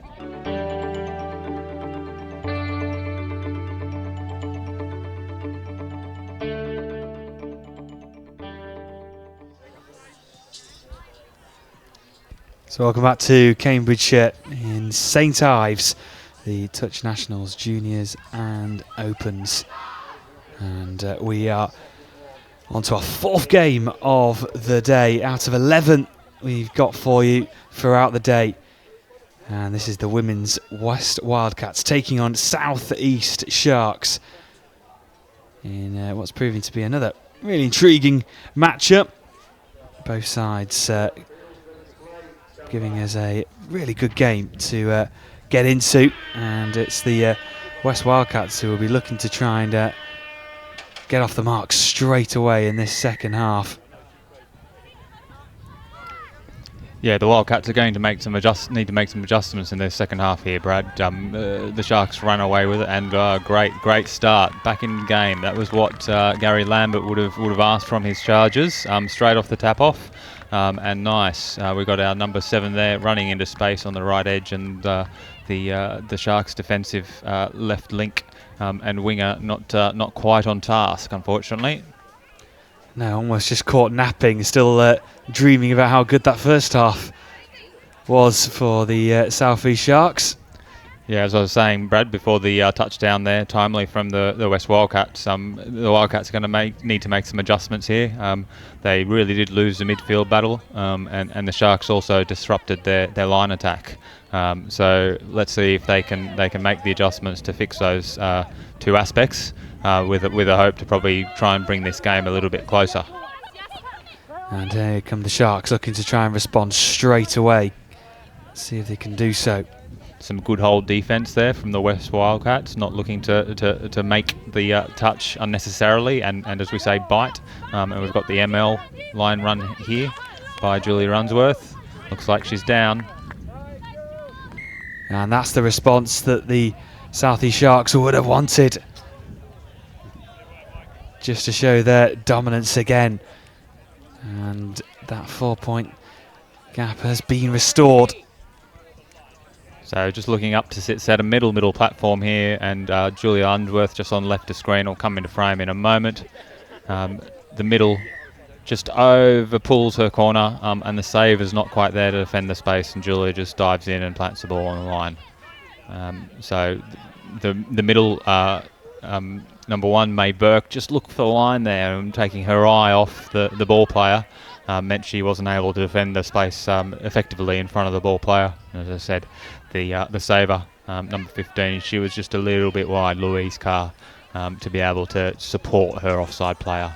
Running a sweeper and pick up against the grain here. Sophia Luxton gets in goal. We'll see what can happen. Score looks like a touchdown for me. And the referee agrees with you this time, Tim. And it is a score for the West Wildcats. So what a start to this second half we've seen. And both sides getting on the scoreboard early. And it's 4-8 on the score. Yeah, glad I got one of those decisions right. It took me 3 tries, Brad. But just a nice little against the grain scoop there on the sweeper platform from Sophia Luxton, and the right winger there from the Wildcats, just looking to find space. So that's happened twice for the Wildcats now. So let's see if Gary Lambert picks that up and continues to look to exploit the against the grain option. Oh, lovely dive and take, and trying to get back to that 5-point lead, and it's again, what an opening to this second half. Victoria Chow with another lovely catch and dive. Yeah, one of the high-level elite skills we want from our male and female wingers in this game. If you can do that, create some space for yourself as a winger, and makes it very, very hard to defend that diving player who's low and below hand height. Well, now let's have a look and see the West Wildcats' response. They've responded pretty well to that first score in the second.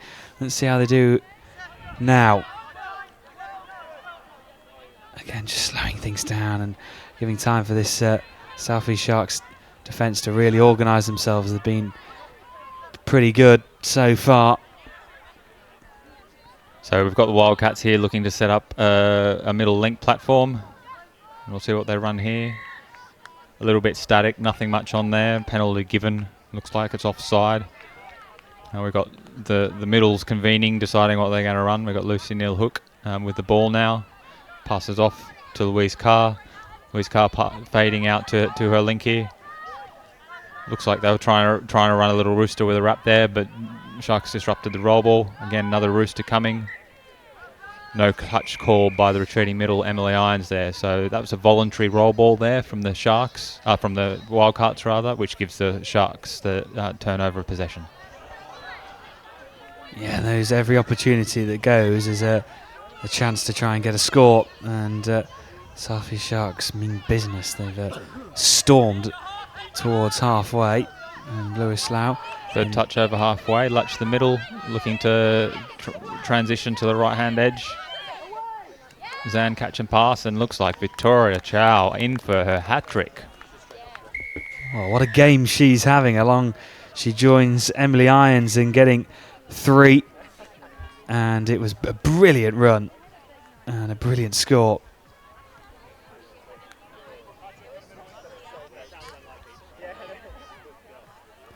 And the South East Sharks storm into a 10-4 lead at the moment. There's nothing really much to stop them scoring more. Still plenty of time as well left in this game.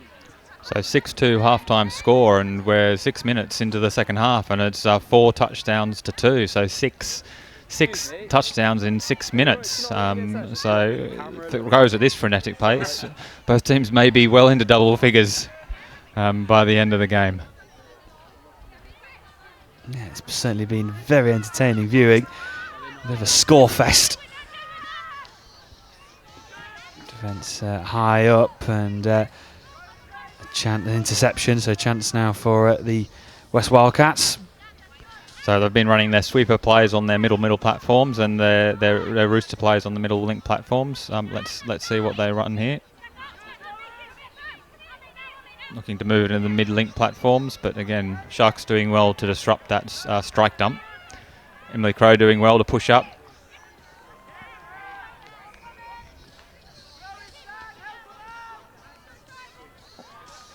Now we've got some middle interplay, fading out again, another middle link platform. Link makes a touch. Good choice to attack that edge. Slightly slow, and ball goes to the ground. Yeah, just lacking that little bit of a edge to that attack, and it was snuffed out in the end. Oh, but a rare mistake from the Sharks inside their own half. Gives the opportunity for the West Wildcats. So we've got Sophia Luxton and Ellie Lewis in the middle here, setting up a middle platform. Looking for that rooster. No, outline. And it's just looking a little bit slow and indecisive here for me for the West Wildcats. That's partly due to the Sharks' defensive pressure, which is good press there.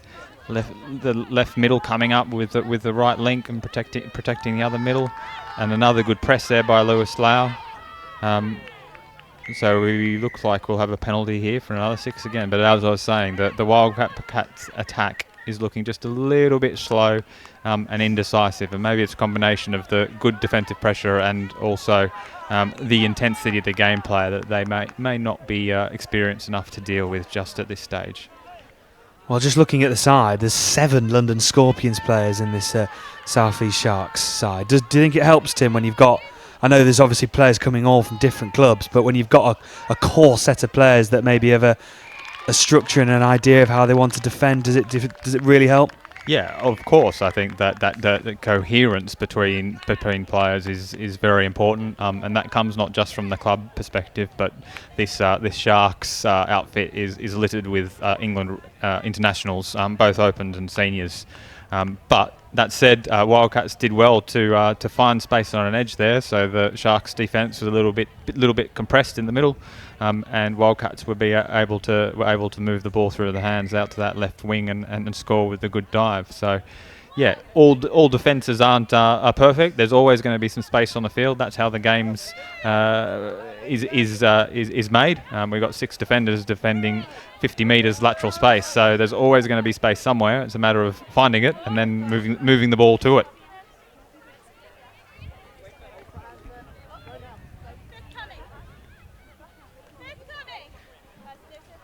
So Wildcats need to press out here. The Sharks are too far out to have a meaningful strike dump, but the Wildcats let them get close and force the turnover. So some good defence there from the Wildcats. We'll see if they can create some momentum up the midfield here. So first touch, good momentum, second touch. Pass mark at the moment, a bit short of halfway for third, and the momentum's being killed there. Yeah, they just looked like they were building up a head of steam for a minute, the Wildcats, and they were just halted on the halfway.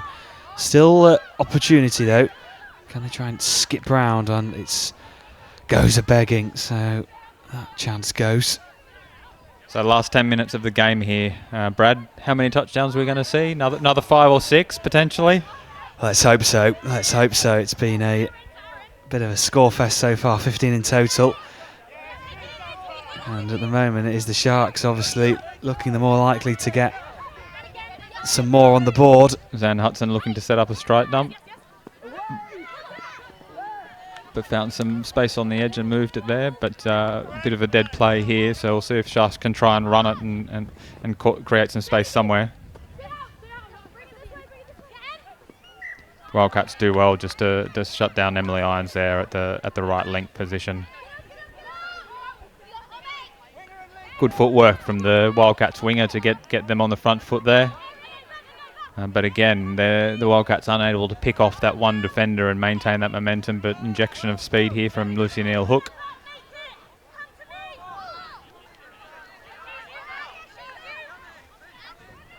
May Burke to Louise Carr to hopefully set up for May Burke for a scoop. Coming back to this right edge, is there some space there? A little bit, no. And we have a set of sits complete and a turnover to the Sharks.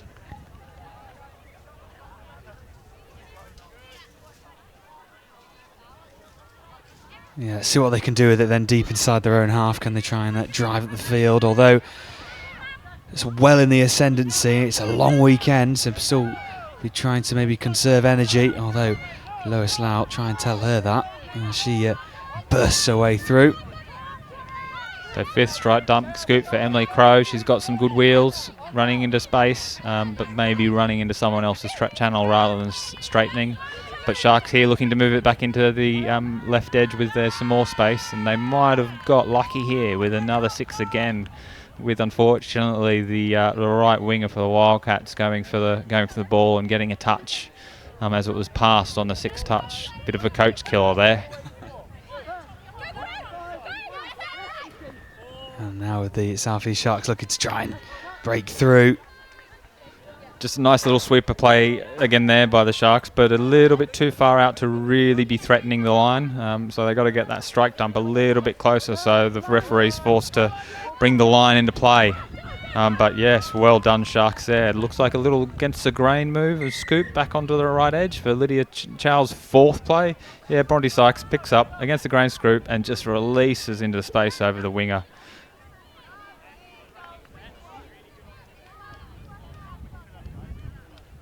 Yeah, space really did open up, and that's a fourth of the afternoon. What a game she's having, and 11 up now for the South East Sharks. Victoria jumping to top scorer of the game, one ahead of Emily Irons. We'll see what Emily has to say about that, should Sharks get their hands on the ball in good field position when Emily's on next. Just running a little rooster play here, kicking short side, number 2.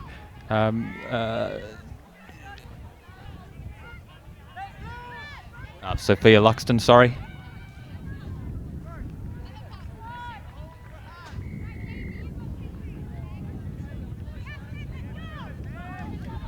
Nice press there by number 10.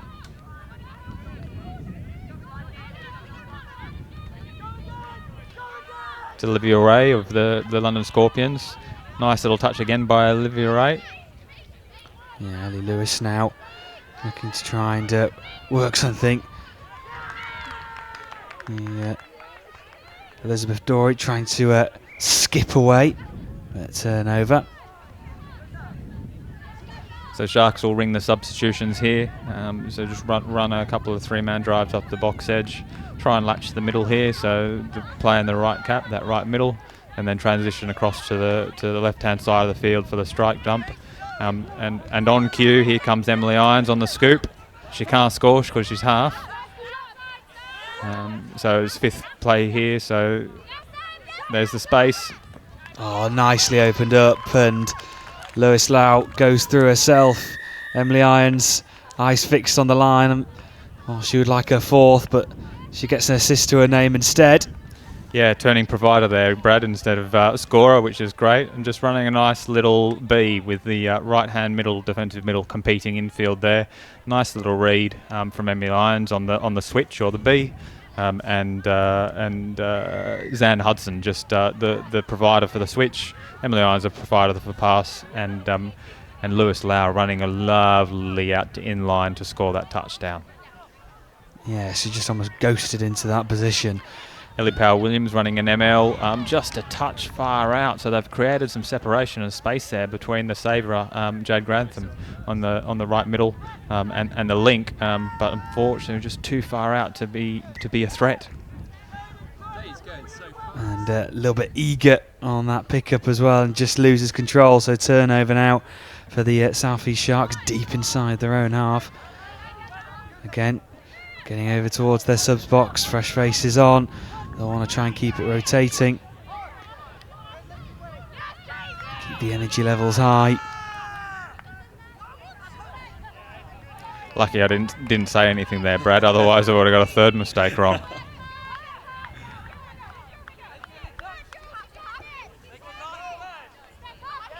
And here come the Wildcats then, over halfway. Emily Irons. So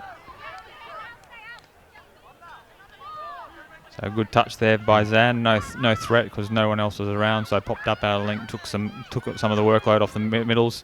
Middles pressing well there. The touch middle was bit through the ruck. It was done well to recover. And that looks like a forward pass to me. See if I get this one right, Brad.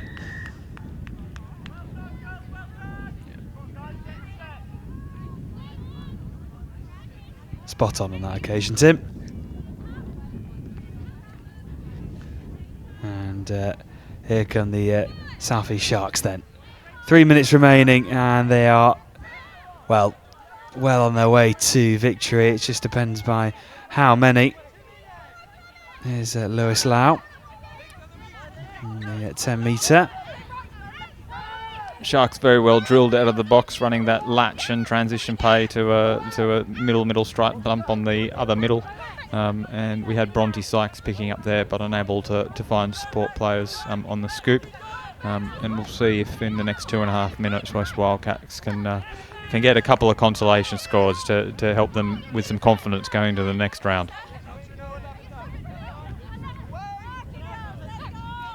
It's going to be difficult though with these Sharks girls pressing very well midfield and not giving the Wildcats the territory they're looking for.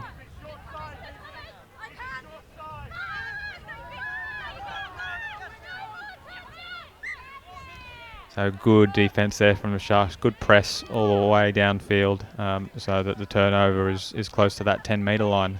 And first touch, 10-metre line, so they'll have the opportunity back end of this set, assuming they hang on to the ball, to have a strike at the line, and that Wildcats defence.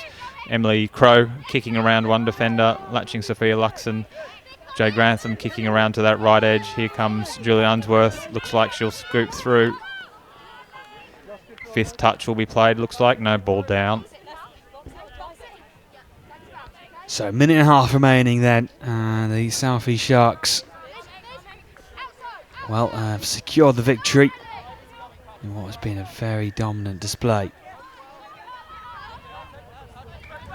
Lizzie Dorey fading out to that left edge. Here comes Yelly Power-Williams, not square there from Lizzie Dorey, so just needs to get a bit stronger and fix up that technique in terms of getting the hips square to the score lines.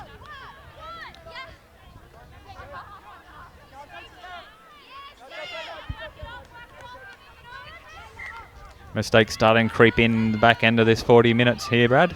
Yeah, they are, and if anything, it's just giving both sides just a little bit of a breather ahead of a long weekend. Still plenty of touch rugby to be played for both sides, and as the temperature is rising and rising here in Cambridge, early afternoon, sun is out, clear blue skies, and it is the girls in blue who are streets in front at the moment. Oh, a lovely play though from Claire Islands, trying to find the pass. Wildcats a bit unlucky there. Livia Ray made the touch and turned her back, and space opened up back on this left edge on the Sharks' defensive line. But the Wildcats unable to capitalise in the last couple of seconds, and there goes the hooter. So a convincing win there from the Southeast Sharks. Experience, class, and the cohesiveness you referred to. Brad really came to the fore there. Wildcats will go away. They'll have to have a little bit of think about how they improve that performance. But there's still some hope there for some of their players, and just seeing a replay here, they've got players who can run and pass and capitalise on space. So yeah, there's some hope for them yet in this tournament. Well, still plenty to go for both sides and in this tournament as a whole, but it was a superb win for the South East Sharks, a dominant display. So our next game, well, we'll see the South East Sharks and West Wildcats in action again, but this time it'll be coming from the mixed competition. That'll be coming up next in around about 5 minutes' time. Don't go anywhere.